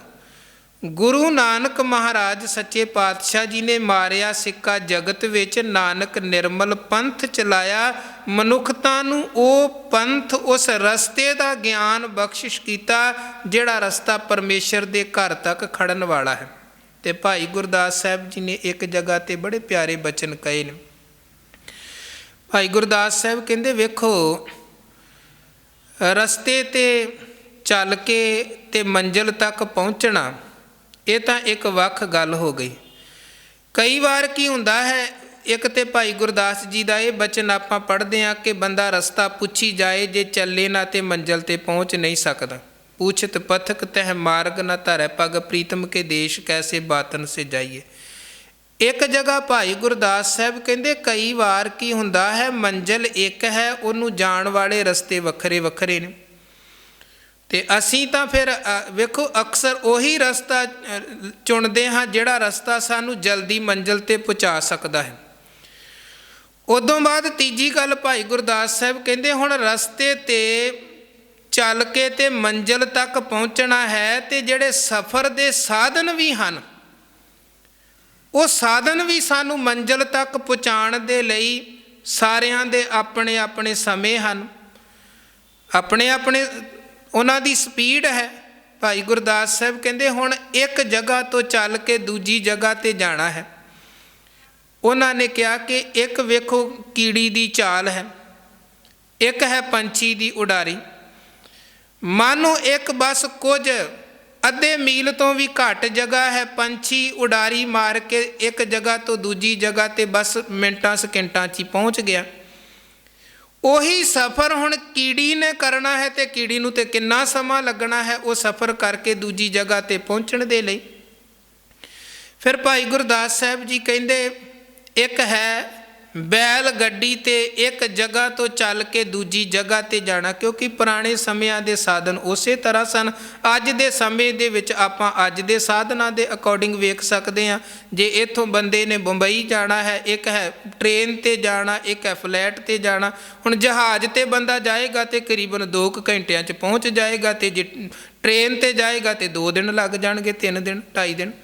ਸੋ ਭਾਈ ਗੁਰਦਾਸ ਸਾਹਿਬ ਕਹਿੰਦੇ ਇੱਕ ਹੈ ਬੈਲ ਗੱਡੀ ਦਾ ਚੱਲਣਾ, ਇੱਕ ਹੈ ਘੋੜੇ ਦਾ ਸਫ਼ਰ ਕਰਕੇ ਦੂਜੀ ਜਗ੍ਹਾ 'ਤੇ ਪਹੁੰਚਣਾ। ਜੇ ਬੈਲ ਗੱਡੀ 'ਤੇ ਜਾਵਾਂਗੇ ਸਫ਼ਰ ਉਹੀ ਹੈ, ਪਰ ਪਹੁੰਚਣ ਦੇ ਵਿੱਚ ਬਹੁਤਾ ਸਮਾਂ ਲੱਗੇਗਾ। ਅਤੇ ਜੇ ਘੋੜੇ ਦੀ ਅਸਵਾਰੀ ਕਰਕੇ ਕੋਈ ਜਾਂਦਾ ਹੈ ਅਤੇ ਫਿਰ ਉਹ ਥੋੜ੍ਹਾ ਸਮਾਂ ਸਫ਼ਰ ਵੀ ਬਹੁਤਾ ਸਫ਼ਰ ਵੀ ਥੋੜ੍ਹੇ ਸਮੇਂ ਦੇ ਵਿੱਚ ਪੂਰਾ ਕੀਤਾ ਜਾ ਸਕਦਾ ਹੈ। ਸੋ ਭਾਈ ਗੁਰਦਾਸ ਸਾਹਿਬ ਕਹਿੰਦੇ ਇੱਕ ਤੇ ਵੇਖੋ ਇਕੱਲੇ ਰਾਹ ਨਹੀਂ ਪੁੱਛਦੇ ਰਹਿਣਾ ਹੈ, ਰਾਹ ਪੁੱਛ ਕੇ ਤੇ ਰਸਤੇ ਤੇ ਚੱਲਣਾ ਵੀ ਹੈ। ਦੂਜੇ ਨੰਬਰ ਤੇ ਭਾਈ ਸਾਹਿਬ ਕਹਿੰਦੇ ਜਦੋਂ ਚੱਲਣਾ ਹੈ ਤੇ ਫਿਰ ਇਹ ਵੇਖਣਾ ਹੈ ਕਿ ਕਿਹੜਾ ਰਸਤਾ ਸਾਨੂੰ ਜਲਦੀ ਮੰਜ਼ਿਲ ਤੇ ਪਹੁੰਚਾਉਣ ਵਾਲਾ ਹੈ। ਮੰਜ਼ਿਲ ਉਹੀ ਹੋਵੇ, ਰਸਤਾ ਬਹੁਤੀਆਂ ਘੁੰਮਣ ਘੇਰੀਆਂ ਵਾਲਾ ਨਹੀਂ ਲੈਣਾ ਹੈ, ਬਲਕਿ ਜਿਹੜਾ ਸੌਖਾ ਸਿੱਧਾ ਰਸਤਾ ਉਸ ਰਸਤੇ ਤੇ ਚੱਲੋ ਤੇ ਮੰਜ਼ਿਲ ਤੇ ਪਹੁੰਚੋ। ਫਿਰ ਤੀਜੇ ਨੰਬਰ ਤੇ ਭਾਈ ਗੁਰਦਾਸ ਸਾਹਿਬ ਕਹਿੰਦੇ ਜਿਹੜਾ ਸਾਧਨ ਵੀ ਅਸੀਂ ਚੁਣਨਾ ਹੈ ਸਫ਼ਰ ਕਰਨ ਦੇ ਲਈ, ਸਾਡਾ ਉਹ ਸਾਧਨ ਵੀ ਉਹ ਹੋਣਾ ਚਾਹੀਦਾ ਹੈ ਜਿਹੜਾ ਸਾਨੂੰ ਰਸਤੇ 'ਚ ਹੀ ਨਾ ਅਟਕਾਈ ਰੱਖੇ, ਬਲਕਿ ਜਲਦੀ ਤੋਂ ਜਲਦੀ ਮੰਜ਼ਿਲ ਤੱਕ ਪਹੁੰਚਾ ਦੇਵੇ। ਫਿਰ ਉਹ ਕਹਿੰਦੇ ਹੁਣ ਜਿਹੜਾ ਪੂਰੇ ਗੁਰੂ ਦਾ ਰਸਤਾ ਹੈ, ਜਿਹੜਾ ਪੂਰੇ ਗੁਰੂ ਦਾ ਗਿਆਨ ਹੈ, ਜਿਹੜਾ ਗੁਰਮਤਿ ਦਾ ਗਿਆਨ ਹੈ, ਜਿਹੜਾ ਗੁਰੂ ਨਾਨਕ ਦੇਵ ਮਹਾਰਾਜ ਸੱਚੇ ਪਾਤਸ਼ਾਹ ਜੀ ਨੇ ਮਨੁੱਖਤਾ ਨੂੰ ਗਿਆਨ ਬਖਸ਼ਿਆ, ਉਹ ਕੋਈ ਘੁੰਮਣ ਘੇਰੀਆਂ 'ਚ ਪਾਉਣ ਵਾਲੀ ਗੱਲ ਨਹੀਂ ਹੈ, ਉਹ ਕੋਈ ਸਹਿਜੇ ਸਹਿਜੇ ਵਾਲੀ ਗੱਲ ਨਹੀਂ ਹੈ, ਬਲਕਿ ਗੁਰਮਤਿ ਦਾ ਮਾਰਗ ਐਸਾ ਹੈ ਜਿਹੜਾ ਇਸ ਮਾਰਗ 'ਤੇ ਚੱਲੇਗਾ ਬਾਂਹ ਪਕੜ ਸਤਿਗੁਰ ਨਿਸਤਾਰਾ। ਐ ਕਰ ਕਰੈ ਸੋ ਐ ਕਰ ਪਾਏ, ਗੁਰੂ ਦੀ ਰਹਿਮਤ ਵਰਤਦੀ ਇੱਕ ਖਿੰਨ ਦੇ ਵਿੱਚ ਹੀ ਸਤਿਗੁਰ ਖੋਟਿਓਂ ਖਰੇ ਕਰੇ ਸ਼ਬਦ ਸਵਾਰਨ ਹਾਰ। ਸੋ ਇਸ ਕਰਕੇ ਪੂਰੇ ਗੁਰੂ ਦੀ ਸ਼ਰਨ ਦੇ ਵਿੱਚ ਪੈ ਕੇ ਗੁਰਮਤਿ ਦੇ ਪੂਰੇ ਮਾਰਗ 'ਤੇ ਚੱਲਦਿਆਂ ਹੋਇਆਂ ਤੇ ਪਰਮੇਸ਼ਰ ਦੇ ਘਰ ਦੀ ਮੰਜ਼ਿਲ ਤੱਕ ਪਹੁੰਚਣਾ ਹੈ। ਜੇ ਪੂਰੇ ਗੁਰੂ ਨੂੰ ਛੱਡ ਕੇ ਕੱਚੇ ਅਧੂਰੇ ਹੋਰ ਦੂਜੇ ਪਾਸੇ ਭਟਕਾਂਗੇ ਤੇ ਕਬੀਰ ਸਾਹਿਬ ਕਹਿੰਦੇ ਨਾ ਲੋਕ ਸਵਰੇਗਾ ਨਾ ਪਰਲੋਕ ਸਵਰੇਗਾ, ਬਲਕਿ ਇੱਦਾਂ ਹੀ ਜੰਮ ਜੰਮ ਮਰੈ ਮਰੈ ਫਿਰ ਜੰਮੈ ਬਹੁਤ ਸਜਾਏ, ਪਿਆ ਦੇਸ਼ ਲੰਮੇ ਇਸੇ ਘੁੰਮਣ ਘੇਰੀ 'ਚ ਉਲਝ ਕੇ ਰਹਿ ਜਾਵਾਂਗੇ। ਅੱਗੇ 241 ਨੰਬਰ ਸ਼ਲੋਕ ਹੈ। ਸ਼ਲੋਕ ਭਗਤ ਕਬੀਰ ਸਾਹਿਬ ਜੀ ਦਾ ਉਚਾਰਨ ਕੀਤਾ ਹੋਇਆ ਹੈ, ਪਰ ਇਸ ਸ਼ਲੋਕ ਦੇ ਰਾਹੀਂ ਭਗਤ ਕਬੀਰ ਜੀ ਭਗਤ ਨਾਮਦੇਵ ਜੀ ਵੱਲੋਂ ਕਹੀਆਂ ਹੋਈਆਂ ਵਿਚਾਰਾਂ 'ਚੋਂ ਇੱਕ ਵਿਚਾਰ ਸਾਡੇ ਸਾਹਮਣੇ ਰੱਖ ਰਹੇ ਨੇ। ਜਿਵੇਂ ਪਿੱਛੇ ਵੀ 2 ਸ਼ਲੋਕ ਆਪਾਂ ਵਿਚਾਰੇ ਸਨ, ਹੈਨ ਕਬੀਰ ਸਾਹਿਬ ਦੇ ਸਨ, ਪਰ ਉਹਨਾਂ ਸ਼ਲੋਕਾਂ ਦੇ ਵਿੱਚ ਗੱਲਬਾਤ ਭਗਤ ਤਰਲੋਚਨ ਤੇ ਭਗਤ ਨਾਮਦੇਵ ਦੀ। ਨਾਮਾ ਕਹਿ ਤੇ ਲੋਚਨਾ ਮੁਖ ਤੇ ਰਾਮ ਸੰਭਾਲ, ਹਾਥ ਪਾਉ ਕਰ ਕਾਮ ਸਭ ਚੀਤ ਨਿਰੰਜਨ ਨਾਲ। ਵੈਸੇ ਸ਼ਲੋਕ ਪੜ੍ਹਨ 'ਚ ਲੱਗਦਾ ਹੈ ਕਿ ਸ਼ਾਇਦ ਨਾਮਦੇਵ ਜੀ ਦਾ ਉਚਾਰਨ ਹੈ, ਪਰ ਗੁਰੂ ਗ੍ਰੰਥ ਸਾਹਿਬ ਜੀ ਅੰਦਰ ਉਹ ਕਬੀਰ ਸਾਹਿਬ ਜੀ ਦੇ ਨਾਮ ਹੇਠ ਅੰਕਿਤ ਹੈ। ਇਸੇ ਤਰ੍ਹਾਂ ਇਹ ਸ਼ਲੋਕ ਹੈ ਨਾਮਦੇਵ ਸਾਹਿਬ ਦੀ ਕਹੀ ਹੋਈ ਵਿਚਾਰ ਕਬੀਰ ਸਾਹਿਬ ਜੀ ਸਾਨੂੰ ਸਮਝਾ ਰਹੇ ਨੇ। ਕਹਿੰਦੇ ਢੂੰਡਤ ਡੋਲੈ ਅੰਧ ਗਤ ਅਰ ਚੀਨਤ ਨਹੀਂ ਸੰਤ। ਮਨੁੱਖ ਪਰਮਾਤਮਾ ਨੂੰ ਮਿਲਣਾ ਚਾਹੁੰਦਾ ਹੈ, ਪਰ ਅਗਿਆਨਤਾ ਹੈ, ਸਮਝ ਨਹੀਂ ਆ ਕਿ ਪਰਮੇਸ਼ਰ ਨੂੰ ਕਿਵੇਂ ਪਾਇਆ ਜਾ ਸਕਦਾ ਹੈ। ਤੇ ਹੁਣ ਅਰ ਚੀਨਤ ਨਹੀਂ ਸੰਤ, ਗੁਰੂ ਕੋਲ ਵੀ ਬੰਦਾ ਨਹੀਂ ਆਉਂਦਾ ਹੈ ਕਿ ਗੁਰੂ ਕੋਲ ਆ ਕੇ ਗੁਰੂ ਕਾ ਗਿਆਨ ਲੈ ਕੇ ਸਮਝ ਲੈ ਕੇ ਪਰਮੇਸ਼ਰ ਦਾ ਘਰ ਦੇ ਰਸਤੇ ਨੂੰ ਜਾਣ ਲਵੇ। ਅੰਦਰ ਤਾਂਘ ਹੈ ਰੱਬ ਤੱਕ ਪਹੁੰਚਣ ਦੀ, ਪਰਮਾਤਮਾ ਦੀ ਭਗਤੀ ਦੀ, ਮਿਲਾਪ ਦੀ, ਪਿਆਰ ਦੀ, ਪਰ ਰੱਬੀ ਪਿਆਰਿਆਂ ਦੇ ਕੋਲ ਗੁਰਸੰਗਤ ਦੇ ਵਿੱਚ ਗੁਰੂ ਕੋਲ ਆ ਕੇ ਬੰਦਾ ਸੂਝ ਬੂਝਤਾ ਗਿਆਨ ਨਹੀਂ ਲੈ ਰਿਹਾ। ਕਹਿ ਨਾਮਾ ਕਿਉਂ ਪਾਈਐ ਬਿਨ ਭਗਤੋਂ ਭਗਵੰਤ। ਸ਼ਲੋਕ ਕਬੀਰ ਸਾਹਿਬ ਦਾ ਹੈ, ਵਿਚਾਰ ਭਗਤ ਨਾਮਦੇਵ ਜੀ ਦੀ ਹੈ, ਜਿਹੜੀ ਕਬੀਰ ਸਾਹਿਬ ਸਾਡੇ ਸਾਹਮਣੇ ਰੱਖ ਰਹੇ ਨੇ ਕਿ ਭਗਤ ਨਾਮਦੇਵ ਸਾਹਿਬ ਇਹ ਵਿਚਾਰ ਦਿੰਦੇ ਹਨ ਕਿ ਜੇ ਬੰਦੇ ਦੇ ਅੰਦਰ ਰੱਬ ਦੀ ਭਗਤੀ ਮਿਲਾਪ ਦੀ ਤਾਂਘ ਹੋਵੇ, ਪਰ ਬੰਦਾ ਗੁਰੂ ਕੋਲ ਨਾ ਆਵੇ, ਭਗਤੀ ਕਰਨ ਵਾਲੇ ਭਗਤਾਂ ਪਿਆਰਿਆਂ ਦੇ ਕੋਲ ਨਾ ਆਵੇ, ਤੇ ਫਿਰ ਕਿਵੇਂ ਉਹਨੂੰ ਰੱਬ ਦਾ ਮਿਲਾਪ ਤੇ ਭਗਤੀ ਦੀ ਦਾਤ ਪ੍ਰਾਪਤ ਹੋ ਸਕਦੀ ਹੈ। ਕਹਿ ਨਾਮਾ ਕਿਉਂ ਪਾਈਐ ਬਿਨ ਭਗਤੋਂ ਭਗਵੰਤ। ਭਾਵ ਭਗਤਾਂ ਦੀ ਸੰਗਤ ਤੋਂ ਬਿਨਾ ਭਗਵੰਤ ਪਰਮਾਤਮਾ ਤੱਕ ਨਹੀਂ ਪਹੁੰਚਿਆ ਜਾ ਸਕਦਾ। ਇਹ ਨਾਮਦੇਵ ਸਾਹਿਬ ਦੀ ਕੋਈ ਹੋਈ ਵਿਚਾਰ ਕਬੀਰ ਸਾਹਿਬ ਸਾਨੂੰ ਸਮਝਾ ਰਹੇ ਨੇ, ਦੱਸ ਰਹੇ ਨੇ। ਇਸੇ ਤਰ੍ਹਾਂ ਇਸ ਤੋਂ ਅਗਲਾ ਸ਼ਲੋਕ 242 ਨੰਬਰ ਸ਼ਲੋਕ ਹੈ। ਇਸ ਸ਼ਲੋਕ ਦੇ ਵਿੱਚ ਜਿਹੜੀ ਵਿਚਾਰ ਕਬੀਰ ਸਾਹਿਬ ਕਹਿ ਰਹੇ ਨੇ, ਇਹ ਭਗਤ ਰਵਿਦਾਸ ਸਾਹਿਬ ਜੀ ਵੱਲੋਂ ਕਹੇ ਹੋਏ ਖਿਆਲ ਤੇ ਵਿਚਾਰ ਉਹ ਕਬੀਰ ਸਾਹਿਬ ਆਪਣੀ ਜ਼ੁਬਾਨੀ ਕਹਿ ਰਹੇ ਹਨ। ਤੇ ਵੇਖੋ ਇਹ ਭਗਤਾਂ ਦੀ ਆਪਸ ਦੇ ਵਿੱਚ ਸਾਂਝ, ਨਿਮਰਤਾ, ਆਪਸੀ ਤਾਲਮੇਲ ਕਿੰਨਾ ਹੈ। ਕਬੀਰ ਸਾਹਿਬ ਤੇ ਰਵਿਦਾਸ ਸਾਹਿਬ ਤੇ ਭਾਵੇਂ ਬਨਾਰਸ ਦੇ ਰਹਿਣ ਵਾਲੇ ਨੇ, ਭਗਤ ਨਾਮਦੇਵ ਸਾਹਿਬ ਦਾ ਜੀਵਨ ਦਾ ਬਹੁਤਾ ਸਮਾਂ ਮਹਾਰਾਸ਼ਟਰ ਵਿਖੇ ਬਤੀਤ ਹੋਇਆ, ਪਰ ਉਥੋਂ ਭਗਤ ਕਬੀਰ ਸਾਹਿਬ ਤੱਕ ਭਗਤ ਨਾਮਦੇਵ ਸਾਹਿਬ ਦੀਆਂ ਵਿਚਾਰਾਂ ਵੀ ਪਹੁੰਚਦੀਆਂ ਹਨ ਅਤੇ ਨਾਮਦੇਵ ਸਾਹਿਬ ਦੇ ਜੀਵਨ ਬਾਰੇ ਵੀ ਕਬੀਰ ਸਾਹਿਬ ਨੂੰ ਪਤਾ ਹੈ। ਇਸੇ ਕਰਕੇ ਨਾਮਦੇਵ ਜੀ ਬਾਰੇ ਵਿਚਾਰ ਕਬੀਰ ਸਾਹਿਬ ਜੀ ਆਪਣੇ ਬਚਨਾਂ 'ਚ ਦਿੰਦੇ ਨੇ। ਇਸ 242 ਨੰਬਰ ਸਲੋਕ 'ਚ ਆਪ ਰਵਿਦਾਸ ਸਾਹਿਬ ਜੀ ਦੇ ਕਹੇ ਹੋਏ ਵਿਚਾਰ ਦਰਸਾ ਰਹੇ ਨੇ। ਉਹ ਕਹਿੰਦੇ, ਹਰ ਸੋ ਹੀਰਾ ਛਾੜ ਕੇ ਕਰੈ ਆਨ ਕੀ ਆਸ। ਜਿਹੜੇ ਮਨੁੱਖ ਪਰਮਾਤਮਾ ਦਾ ਨਾਮ ਰੂਪੀ ਹੀਰਾ ਛੱਡ ਕੇ ਤੇ ਹੋਰ ਪਦਾਰਥਾਂ ਦੀ ਆਸ ਦੇ ਵਿੱਚ, ਪਦਾਰਥਾਂ ਦੀ ਉਲਝਣ ਦੇ ਵਿੱਚ ਜਾਂ ਵਿਕਾਰਾਂ ਦੇ ਵਿੱਚ ਹੀ ਲੱਗੇ ਰਹਿੰਦੇ ਹਨ, ਉਹਨਾਂ ਮਨੁੱਖਾਂ ਦੇ ਨਾਲ, ਜੀਵਾਂ ਦੇ ਨਾਲ ਕੀ ਬਣਦਾ ਹੈ। ਤੇ ਨਰ ਦੋਜਕ ਜਾਹੇਂਗੇ ਸਤ ਭਾਖੈ ਰਵਿਦਾਸ।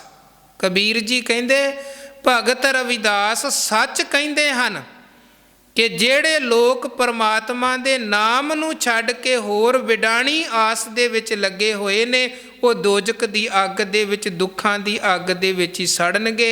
ਉਹਨਾਂ ਨੂੰ ਜੀਵਨ ਦੇ ਵਿੱਚ ਕਦੇ ਸੁੱਖ ਨਹੀਂ ਮਿਲ ਸਕਦਾ, ਕਿਉਂਕਿ ਸੁੱਖ ਤੇ ਹੈ ਪਰਮਾਤਮਾ ਦੇ ਨਾਮ ਦੇ ਵਿੱਚ, ਨਾਮ ਰੂਪੀ ਹੀਰੇ 'ਚ, ਪਰਮਾਤਮਾ ਦੀ ਬੰਦਗੀ ਇਬਾਦਤ 'ਚ। ਸਿਮਰੋ ਸਿਮਰ ਸਿਮਰ ਸੁਖ ਪਾਵੋ। ਮਹਾਰਾਜ ਕਹਿੰਦੇ, ਸੁਖ ਨਾਹੀ ਰੇ ਹਰ ਭਗਤ ਬਿਨਾ। ਬਾਣੀ ਦੇ ਕਿੰਨੇ ਪ੍ਰਮਾਣ ਨੇ ਜਿਨ੍ਹਾਂ 'ਚ ਗੁਰੂ ਸਾਹਿਬ ਜੀ ਨੇ ਸਾਨੂੰ ਸਮਝਾਇਆ ਕਿ ਸੁਖਮਨੀ ਸੁਖ ਅੰਮ੍ਰਿਤ ਪ੍ਰਭ ਨਾਮ, ਭਗਤ ਜਨਾ ਕੈ ਮਨ ਬਿਸ਼ਰਾਮ। ਸਾਰੇ ਸੁੱਖਾਂ ਦਾ ਨਿਚੋੜ ਹੈ ਪਰਮਾਤਮਾ ਦਾ ਨਾਮ। ਨਾਮ ਦੇ ਵਿੱਚ ਹੀ ਸਾਰੇ ਦੇ ਸਾਰੇ ਸੁੱਖ ਨੇ। ਜੇ ਸੁੱਖ ਚਾਹੁੰਦੇ ਹਾਂ ਤੇ ਨਾਮ ਦੇ ਨਾਲ ਜੁੜੀਏ, ਤੇ ਜਦੋਂ ਨਾਮ ਦੇ ਨਾਲ ਜੁੜਾਂਗੇ ਫਿਰ ਜੀਵਨ ਵਿਸ਼ਰਾਮ, ਟਿਕਾ, ਆਨੰਦ ਵਾਲਾ ਜੀਵਨ ਬਣੇਗਾ। ਕਬੀਰ ਸਾਹਿਬ ਕਹਿੰਦੇ, ਰਵਿਦਾਸ ਜੀ ਨੇ ਬਿਲਕੁਲ ਸੱਚ ਕਿਹਾ ਹੈ। ਜਿਹੜੇ ਇਬਾਦਤ, ਬੰਦਗੀ, ਨਾਮ, ਹੀਰਾ ਛੱਡ ਕੇ ਪਦਾਰਥਾਂ 'ਚੋਂ ਸੁੱਖ ਲੱਭਦੇ ਨੇ, ਨਾ ਸੁੱਖ ਮਿਲਦੇ ਨੇ, ਨਾ ਜੀਵਨ ਸਫਲ ਹੁੰਦਾ, ਬਲਕਿ ਦੁੱਖਾਂ ਦੀ ਦੋਜਕ ਦੇ ਵਿੱਚ ਉਹਨਾਂ ਨੂੰ ਸੜਨਾ ਪੈਂਦਾ ਹੈ। ਅਤੇ ਅਖੀਰਲੇ ਸਲੋਕ 'ਚ 243 ਨੰਬਰ ਇਹ ਸਲੋਕ ਹੈ। ਇਹਦੇ 'ਚ ਕਬੀਰ ਸਾਹਿਬ ਜੀ ਫਰਮਾਉਂਦੇ ਹਨ ਕਿ ਕਬੀਰ ਜੋ ਗ੍ਰਹਿ ਕਰੈ ਤਾਂ ਧਰਮ ਕਰ, ਨਾਹੀਂ ਤਾਂ ਕਰ ਬੈਰਾਗ। ਅਸੀਂ ਗ੍ਰਸਤੀ ਜੀਵਨ ਵਾਲੇ ਹਾਂ, ਅਤੇ ਵੈਸੇ ਤਾਂ ਸਮੁੱਚੀ ਬਾਣੀ ਨੇ ਸਾਨੂੰ ਕਿਹਾ ਹੈ ਕਿ ਭਾਵੇਂ ਇਸਤਰੀ ਹੈ ਅਤੇ ਭਾਵੇਂ ਪੁਰਸ਼ ਹੈ, ਗ੍ਰਸਤੀ ਦੇ ਜੀਵਨ ਦੀ ਇੱਕ ਮਰਿਆਦਾ ਹੈ। ਪੁਰਸ਼ ਆਪਣੀ ਮਰਿਆਦਾ ਦੇ ਵਿੱਚ ਰਹਿ ਕੇ ਗ੍ਰਸਤ ਨਿਭਾਵੇ, ਇਸਤਰੀ ਆਪਣੇ ਗ੍ਰਸਤ ਜੀਵਨ ਦੀ ਮਰਿਆਦਾ 'ਚ ਰਹਿ ਕੇ ਗ੍ਰਸਤ ਜੀਵਨ ਨਿਭਾਵੇ, ਫਿਰ ਇਸ ਜੀਵਨ ਦੇ ਵਿੱਚ ਸੁੱਖ ਹੈ। ਪਰ ਦੋਵਾਂ ਪੱਖਾਂ ਤੋਂ ਜੇ ਕੋਈ ਉਹ ਗ੍ਰਸਤ ਦੀ ਮਰਿਆਦਾ ਨੂੰ, ਪਰਿਵਾਰਕ ਜੀਵਨ ਦੀ ਮਰਿਆਦਾ ਨੂੰ ਤੋੜਦਾ ਹੈ, ਤੇ ਉਹ ਫਿਰ ਦੁੱਖ ਤੇ ਉਦੋਂ ਬਾਅਦ ਆਉਣ ਵਾਲੀਆਂ ਮੁਸੀਬਤਾਂ ਦਾ ਜਿਹੜਾ ਪ੍ਰਭਾਵ ਹੈ ਕੇਵਲ ਉਸੇ 'ਤੇ ਨਹੀਂ ਪੈਂਦਾ, ਉਹ ਸਾਰੇ ਪਰਿਵਾਰ 'ਤੇ ਪੈਂਦਾ ਹੈ। ਜੇ ਪਰਿਵਾਰ 'ਚੋਂ, ਗ੍ਰਸਤ ਦੇ ਵਿੱਚੋਂ ਕੋਈ ਇੱਕ ਮਨੁੱਖ ਵੀ ਆਪਣੇ ਗ੍ਰਸਤ ਜੀਵਨ ਦੇ ਫਰਜ਼ਾਂ ਨੂੰ ਛੱਡ ਕੇ ਤੇ ਗਲਤ ਕੰਮਾਂ ਦੇ ਵਿੱਚ ਪੈ ਗਿਆ, ਉਹਦਾ ਪ੍ਰਭਾਵ ਪੂਰੇ ਪਰਿਵਾਰ 'ਤੇ, ਬਲਕਿ ਹੋਰ ਕਈ ਪਰਿਵਾਰਾਂ ਤੱਕ ਉਹ ਪ੍ਰਭਾਵ ਅਸਰ ਜਾਂਦਾ ਹੈ। ਇਸ ਕਰਕੇ ਮਹਾਰਾਜ ਕਹਿੰਦੇ, ਜੇ ਤੇ ਤੂੰ ਗ੍ਰਸਤੀ ਹੈ, ਭਗਤ ਕਬੀਰ ਜੀ ਕਹਿੰਦੇ, ਤਾਂ ਧਰਮ ਕਰ, ਫਿਰ ਐਨ ਧਰਮੀ ਬਣ। ਜਿਹੜੇ ਤੇਰੇ ਗ੍ਰਸਤ ਜੀਵਨ ਦੇ ਫਰਜ਼ ਹਨ ਨਾ, ਜ਼ਿੰਮੇਵਾਰੀਆਂ ਹਨ, ਉਹਨਾਂ ਜ਼ਿੰਮੇਵਾਰੀਆਂ ਪ੍ਰਤੀ ਤੂੰ ਐਨ ਸੁਚੇਤ ਹੋ। ਤੇਰਾ ਆਚਾਰ ਕਿਰਦਾਰ ਉੱਚਾ ਹੋਵੇ। ਗ੍ਰਸਤੀ ਦੇ ਲਈ ਭਾਵੇਂ ਇਸਤਰੀ ਹੈ, ਪੁਰਸ਼ ਹੈ, ਸਭ ਤੋਂ ਪਹਿਲੇ ਨੰਬਰ 'ਤੇ ਆਚਾਰ ਤੇ ਕਿਰਦਾਰ, ਕਰੈਕਟਰ ਦਾ ਉੱਚਾ ਹੋਣਾ ਜ਼ਰੂਰੀ ਹੈ। ਸੱਚੋਂ ਉਰੇ ਸਭ ਕੋ ਉੱਪਰ ਸੱਚ ਆਚਾਰ। ਦੂਜੇ ਨੰਬਰ 'ਤੇ ਬਾਕੀ ਜੋ ਪਰਿਵਾਰ ਦੀਆਂ ਸਾਰੀਆਂ ਜ਼ਿੰਮੇਵਾਰੀਆਂ ਹਨ, ਉਹ ਵੀ ਪ੍ਰੋਪਰ ਨਾਲ ਦੀ ਨਾਲ ਨਿਭਾਉਣੀਆਂ ਹਨ। ਅਤੇ ਮਹਾਰਾਜ ਕਹਿੰਦੇ, ਜੇ ਤੂੰ ਨਹੀਂ ਜ਼ਿੰਮੇਵਾਰੀਆਂ ਨਿਭਾ ਸਕਦਾ, ਨਾ ਹੀ ਤਾਂ ਕਰ ਬੈਰਾਗ, ਫਿਰ ਭਾਵੇਂ ਬੈਰਾਗੀ ਬਣ ਜਾ, ਛੱਡ ਦੇ ਸਾਰਾ ਕੁਝ। ਐਵੇਂ ਨਾ ਕਰ ਕਿ ਤੂੰ ਆਪਣੀ ਜ਼ਿੰਦਗੀ ਤੇ ਬਰਬਾਦ ਕਰਨੀ ਹੈ, ਨਾਲ ਹੋਰ ਕਈਆਂ ਦੀ ਜ਼ਿੰਦਗੀ ਦੀ ਬਰਬਾਦੀ ਦਾ ਤੂੰ ਕਾਰਨ ਬਣੇ। ਉਹਦੇ ਨਾਲੋਂ ਤੇ ਚੰਗਾ ਫਿਰ ਤੂੰ ਲਾਂਭੇ ਹੀ ਹੋ ਜਾ। ਜੇ ਗ੍ਰਸਤੀ ਬਣਨਾ ਹੈ, ਫਿਰ ਐਨ ਸੱਚਾ ਸੁੱਚਾ ਗ੍ਰਸਤੀ ਬਣ। ਸਮੁੱਚੇ ਆਪਣੇ ਗ੍ਰਸਤ ਜੀਵਨ ਦੇ ਜਿਹੜੇ ਫਰਜ਼ ਨੇ, ਉਹਨਾਂ ਨੂੰ ਸੋਹਣੇ ਤਰੀਕੇ ਦੇ ਨਾਲ ਨਿਭਾ, ਨਾ ਹੀ ਤਾਂ ਕਰ ਬੈਰਾਗ। ਫਿਰ ਅਗਲੀ ਗੱਲ ਉਹਨਾਂ ਨੇ ਕੀਤੀ, ਬੈਰਾਗੀ ਬੰਧਨ ਕਰੈ ਤਾਂ ਕੋ ਵੱਡੋ ਅਭਾਗ। ਕਹਿੰਦੇ ਗ੍ਰਸਥ ਦੀਆਂ ਜ਼ਿੰਮੇਵਾਰੀਆਂ ਤੂੰ ਨਿਭਾ ਨਹੀਂ ਸੀ ਸਕਦਾ ਤੇ ਬੈਰਾਗੀ ਤਿਆਗੀ ਬਣ ਗਿਆ, ਤੇ ਉਦੋਂ ਬਾਅਦ ਜੇ ਬੈਰਾਗੀ ਬਣ ਕੇ ਤੂੰ ਫੇਰ ਬੰਧਨਾਂ ਦੇ ਵਿੱਚ ਪਵੇਂ ਤੇ ਫਿਰ ਸਮਝ ਲੈ ਤੇਰੇ ਤੋਂ ਮਾੜੇ ਭਾਗਾਂ ਵਾਲਾ ਕੋਈ ਨਹੀਂ ਹੈ। ਨਾ ਤੂੰ ਉਧਰ ਚੰਗਾ ਨਾ ਤੂੰ ਉਧਰ ਚੰਗਾ, ਫਿਰ ਤੇਰਾ ਜੀਵਨ ਵੀ ਹੋਇਆ ਤੇ ਕੀ ਹੋਇਆ। ਅਕਸਰ ਕੀ ਹੁੰਦਾ ਆਪਾਂ ਵੇਖਦੇ ਹਾਂ। ਔਰ ਮਹਾਰਾਜ ਨੇ ਬਾਣੀ 'ਚ ਵੀ ਕਿਹਾ ਹੈ ਕਿ ਹਾਥ ਕਮੰਡਲ ਕਾਪੜੀਆ ਮਨ ਤ੍ਰਿਸ਼ਨਾ ਉਪਜੀ ਭਾਰੀ, ਇਸਤਰੀ ਤਜ ਕਰ ਕਾਮ ਵਿਆਪਿਆ ਚਿਤ ਲਾਇਆ ਪਰ ਨਾਰੀ। ਦੇਸ਼ ਛੋੜ ਪਰਦੇਸੈ ਧਾਇਆ ਪੰਚ ਚੰਡਾਲ ਨਾਲੇ ਲੈ ਆਇਆ। ਮਹਾਰਾਜ ਕਹਿੰਦੇ ਜੋ ਛੱਡਣਾ ਸੀ ਉਹ ਤੂੰ ਨਹੀਂ ਛੱਡਿਆ, ਆਪਣੇ ਘਰ ਪਰਿਵਾਰ ਦੀਆਂ ਜ਼ਿੰਮੇਵਾਰੀਆਂ ਨਾ ਸੰਭਾਲੀਆਂ, ਬੈਰਾਗੀ ਤਿਆਗੀ ਬਣ ਗਿਆ ਜੀ। ਮੈਂ ਸਾਧੂ ਹਾਂ, ਮੈਂ ਸੰਤ ਹਾਂ, ਮੈਂ ਫਕੀਰ ਹਾਂ, ਆਪਣਾ ਡੇਰਾ ਬਣਾ ਲਿਆ ਤੇ ਫਿਰ ਉਧਰ ਦੀ ਮੋਹ ਮਮਤਾ 'ਚ ਪੈ ਗਿਆ। ਰੱਬ ਵਾਲੇ ਪਾਸੇ ਤਾਂ ਫਿਰ ਧਿਆਨ ਨਹੀਂ ਗਿਆ। ਗ੍ਰਸਤੀ ਨੂੰ ਆਪਣੇ ਘਰ ਬਣਾਉਣ ਦੀ ਚਿੰਤਾ ਹੈ, ਤੂੰ ਤਿਆਗੀ ਬਣ ਕੇ ਆਪਣੇ ਡੇਰੇ ਉਸਾਰਨ ਦੀ ਚਿੰਤਾ ਵਾਲੇ ਪਾਸੇ ਲੱਗ ਗਿਆ। ਫਰਕ ਕੀ ਹੈ? ਉਹ ਵੀ ਉਸੇ ਜੰਜਾਲ 'ਚ ਫਸਿਆ ਪਿਆ, ਤੂੰ ਵੀ ਉਸੇ ਜੰਜਾਲ 'ਚ ਫਸਿਆ। ਸੋ ਕਬੀਰ ਸਾਹਿਬ ਕਹਿੰਦੇ ਜੇ ਗ੍ਰਸਤੀ ਬਣਨਾ ਹੈ ਸੱਚਾ ਗ੍ਰਸਤੀ ਬਣ, ਜੇ ਤਿਆਗੀ ਬਣਨਾ ਹੈ ਤੇ ਵਾਕਿਆ ਮਨ ਚੋਂ ਵਾਸ਼ਨਾਵਾਂ ਨੂੰ ਛੱਡਣਾ ਹੈ। ਕਿਉਂਕਿ ਬਾਣੀ ਨੇ ਸਾਨੂੰ ਵੇਖੋ ਜਿਹੜਾ ਗੁਰਮਤ ਦਾ ਮੁੱਖ ਸਿਧਾਂਤ ਹੈ, ਸਗਲ ਧਰਮ ਮੈਂ ਗ੍ਰਸਤ ਪ੍ਰਧਾਨ, ਉੱਥੇ ਘਰ ਪਰਿਵਾਰ ਛੱਡਣ ਦੀ ਗੱਲ ਕਿਤੇ ਨਹੀਂ ਕਹੀ ਤੇ ਨਾ ਹੀ ਕਬੀਰ ਸਾਹਿਬ ਇੱਥੇ ਕਹਿ ਰਹੇ ਨੇ। ਉਹਨਾਂ ਦਾ ਕਹਿਣ ਦਾ ਭਾਵ ਹੈ ਕਿ ਜ਼ਿੰਮੇਵਾਰ ਬਣ, ਐਨ ਫਰਜ਼ ਪੂਰੇ ਕਰ। ਜੇ ਛੱਡਣਾ ਹੈ ਤੇ ਫਿਰ ਛੱਡਣਾ ਕੀ ਹੈ? ਤਿਆਗਣਾ ਤਿਆਗਨ ਨੀਕਾ, ਕਾਮ ਕ੍ਰੋਧ ਲੋਭ ਮੋਹ ਤਿਆਗਣਾ। ਇਹ ਚੀਜ਼ਾਂ ਨੂੰ ਤਿਆਗਣ ਦੀ ਗੱਲ ਬਾਣੀ ਨੇ ਕਹੀ ਹੈ ਕਿ ਆਪਣੇ ਅੰਦਰੋਂ ਕਾਮ ਕ੍ਰੋਧ ਲੋਭ ਮੋਹ ਅਹੰਕਾਰ ਵਾਲੀ ਇਹ ਜਿਹੜੀ ਵਿਕਾਰਾਂ ਵਾਲੀ ਬਿਰਤੀ ਹੈ ਇਹਦਾ ਤਿਆਗ ਕਰੋ, ਤੇ ਇਹ ਬੁਰਾਈਆਂ ਨੂੰ ਤਿਆਗਣਾ ਹੈ ਤੇ ਧਾਰਨ ਕੀ ਕਰਨਾ ਹੈ? ਹਰਸੋ ਹੀਰੇ ਨੂੰ ਹਿਰਦੇ ਦੇ ਵਿੱਚ ਧਾਰਨ ਕਰਨਾ ਹੈ। ਕਬੀਰ ਸਾਹਿਬ ਜੀ ਨੇ ਸਮੁੱਚੇ ਸਲੋਕਾਂ ਦੇ ਰਾਹੀਂ ਮੁੱਖ ਰੂਪ ਦੇ ਵਿੱਚ ਜੋ ਕਬੀਰ ਸਾਹਿਬ ਜੀ ਦੀ ਬਾਣੀ ਦੀ ਵਿਚਾਰ ਦਾ ਇੱਕ ਮੂਲ ਤੱਤ ਸਾਰ ਹੈ, ਉਹ ਹੈ ਪਰਮਾਤਮਾ ਦੇ ਨਾਲ ਜੁੜੋ, ਪਰਮਾਤਮਾ ਦੇ ਸਿਮਰਨ ਦੇ ਨਾਲ ਜੁੜੋ ਤੇ ਆਪਣੇ ਜੀਵਨ ਦੇ ਜਿਹੜੇ ਫਰਜ਼ ਹਨ ਜ਼ਿੰਮੇਵਾਰੀਆਂ ਨੇ ਉਹਨਾਂ ਨੂੰ ਸੋਹਣੇ ਤਰੀਕੇ ਦੇ ਨਾਲ ਨਿਭਾਓ। ਕਬੀਰ ਜੀ ਨੇ ਵਿਚਾਰ ਦੀ ਆਰੰਭਤਾ ਕੀਤੀ ਸੀ। ਪਹਿਲਾ ਸ਼ਲੋਕ, ਕਬੀਰ ਮੇਰੀ ਸਿਮਰਣੀ ਰਸਨਾ ਉਪਰ ਰਾਮ, ਆਦ ਜੁਗਾਦੀ ਸਗਲ ਭਗਤ ਤਾਂ ਕੋ ਸੁਖ ਵਿਸ਼ਰਾਮ। ਕਹਿੰਦੇ ਸਾਡੀ ਸਿਮਰਨੀ ਕੀ ਹੈ? ਰਸਨਾ ਉਪਰ ਰਾਮ, ਉਹ ਪਰਮਾਤਮਾ ਦਾ ਨਾਮ ਜਿਹੜਾ ਜੁਗਾਂ ਜੁਗਾਂਤਰਾਂ ਤੋਂ ਜਿੰਨੇ ਭਗਤ ਹੋਏ ਨੇ ਉਸੇ ਸਿਮਰਨ ਦੇ ਨਾਲ ਜੁੜੇ ਰਹੇ, ਤੇ ਅਸੀਂ ਵੀ ਉਸੇ ਸਿਮਰਨ ਦੇ ਨਾਲ ਜੁੜਨਾ ਹੈ। ਤੇ ਉਸ ਸਿਮਰਨ ਦੇ ਨਾਲ ਜੁੜਦਿਆਂ ਹੋਇਆਂ ਤੇ ਜੀਵਨ ਸਾਡਾ ਕਿੱਦਾਂ ਦਾ ਹੋਣਾ ਚਾਹੀਦਾ ਹੈ, ਕੀ ਧਾਰਨ ਕਰਨਾ ਹੈ, ਕੀ ਤਿਆਗਣਾ ਹੈ, ਉਹ ਸਾਰੀਆਂ ਵਿਚਾਰਾਂ ਕਬੀਰ ਸਾਹਿਬ ਜੀ ਨੇ ਆਪਣੇ ਇਹਨਾਂ ਸਲੋਕਾਂ ਦੇ ਰਾਹੀਂ ਸਾਨੂੰ ਬਖਸ਼ਿਸ਼ ਕੀਤੀਆਂ। ਔਰ ਸਤਿਗੁਰੂ ਸੱਚੇ ਪਾਤਸ਼ਾਹ ਜੀ ਨੇ ਬੇਅੰਤ ਬੇਅੰਤ ਰਹਿਮਤਾਂ ਬਖਸ਼ਿਸ਼ਾਂ ਵਰਤਾਈਆਂ ਹਨ। ਭਗਤ ਕਬੀਰ ਜੀ ਦੀ ਪਾਵਨ ਪਵਿੱਤਰ ਰਸਨਾ ਤੋਂ ਉਚਾਰਨ ਕੀਤੇ ਹੋਏ ਇਹ ਸਲੋਕ ਅਸੀਂ ਵਿਚਾਰ ਸਹਿਤ ਪੜ੍ਹੇ ਹਨ, ਵਿਚਾਰੇ ਹਨ। ਔਰ ਜੋ ਜੋ ਸਿਧਾਂਤ ਪ੍ਰਮਾਣ ਕਬੀਰ ਸਾਹਿਬ ਜੀ ਨੇ ਇਹਨਾਂ ਦੇ ਰਾਹੀਂ ਸਾਨੂੰ ਬਖਸ਼ਿਸ਼ ਕੀਤੇ, ਗੁਰੂ ਬਖਸ਼ੀ ਮੱਤ ਦੇ ਮੁਤਾਬਕ ਉਹਨਾਂ ਨੂੰ ਆਪਾਂ ਸਮਝਣ ਦੀ ਕੋਸ਼ਿਸ਼ ਕੀਤੀ ਹੈ। ਵੇਖੋ ਗੁਰੂ ਕੀ ਬਾਣੀ ਅਗਾਧ ਬੋਧ ਹੈ, ਅੰਤ ਨਹੀਂ ਹੈ।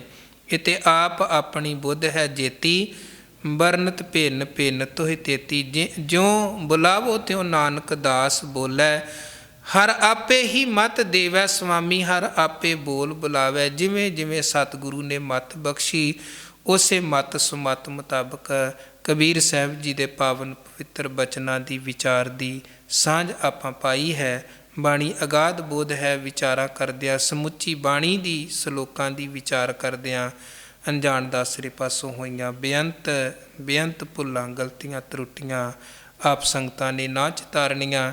ਪਰ ਜੋ ਗੁਰੂ ਕੀ ਬਾਣੀ ਦੇ ਤੱਤ ਸਾਰ ਰੂਪੀ ਵਿਚਾਰ ਹਨ, ਸਾਡੇ ਸਾਰਿਆਂ ਦੇ ਲਈ ਹਨ, ਜੀਵਨ 'ਚ ਧਾਰਨ ਕਰਨ ਦੇ ਲਈ ਹਨ, ਉਹਨਾਂ ਨੂੰ ਆਪਾਂ ਜ਼ਰੂਰ ਧਾਰਨ ਕਰਨਾ ਹੈ ਤਾਂ ਕਿ ਸਾਡਾ ਜੀਵਨ ਸੁਖੀਆ ਬਣੇ, ਸੁਹੇਲਾ ਬਣੇ। ਮਨ ਦੀਆਂ, ਤਨ ਦੀਆਂ, ਘਰ ਦੀਆਂ, ਪਰਿਵਾਰ ਦੀਆਂ ਜੋ ਚਿੰਤਾ ਪਰੇਸ਼ਾਨੀਆਂ ਅਤੇ ਹੋਰ ਤਰ੍ਹਾਂ ਤਰ੍ਹਾਂ ਦੇ ਝਮੇਲੇ ਹਨ, ਉਹਨਾਂ ਤੋਂ ਆਪਾਂ ਮੁਕਤੀ ਹਾਸਲ ਕਰਕੇ ਤੇ ਤੱਤ ਦੀ ਵਿਚਾਰ ਦੇ ਨਾਲ ਜੁੜੀਏ, ਗੁਰਮਤਿ ਦੀ ਵਿਚਾਰ ਦੇ ਨਾਲ ਜੁੜੀਏ। ਸੋ ਬਾਣੀ ਦੀ ਵਿਚਾਰ ਕਰਦਿਆਂ ਹੋਈਆਂ ਭੁੱਲਾਂ ਨਾ ਚਿਤਾਰਨੀਆਂ। ਹੁਣ ਕੱਲ੍ਹ ਤੋਂ ਕਿਉਂਕਿ ਗੁਰੂ ਨਾਨਕ ਸਾਹਿਬ ਜੀ ਦਾ ਪਾਵਨ ਪ੍ਰਕਾਸ਼ ਦਿਹਾੜਾ ਆ ਰਿਹਾ ਹੈ। ਸਤਿਗੁਰਾਂ ਦੇ ਪ੍ਰਕਾਸ਼ ਦਿਹਾੜੇ ਦੇ ਦਿਨ ਤੱਕ ਆਪਾਂ ਗੁਰੂ ਨਾਨਕ ਦੇਵ ਜੀ ਮਹਾਰਾਜ ਜੀ ਦੇ ਜੀਵਨ ਸੰਬੰਧੀ ਵਿਚਾਰਾਂ ਦੀ ਸਾਂਝ ਪਾਵਾਂਗੇ। ਆਪ ਜੀ ਨੇ ਇਸੇ ਤਰ੍ਹਾਂ ਚਾਅ ਉਤਸ਼ਾਹ ਦੇ ਨਾਲ ਵੱਧ ਚੜ੍ਹ ਗੁਰੂ ਦਰਬਾਰ ਦੀਆਂ ਹਾਜ਼ਰੀਆਂ ਭਰਨੀਆਂ, ਸਤਿਗੁਰਾਂ ਦੀਆਂ ਖੁਸ਼ੀਆਂ ਲੈਣੀਆਂ, ਭੁੱਲਾਂ ਚੁੱਕਾਂ ਦੀ ਖਿਮਾ ਕਰਨੀ, ਫਤਿਹ ਦੀ ਸਾਂਝ ਪਾਓ ਜੀ। ਵਾਹਿਗੁਰੂ ਜੀ ਕਾ ਖਾਲਸਾ, ਵਾਹਿਗੁਰੂ ਜੀ ਕੀ ਫਤਿਹ।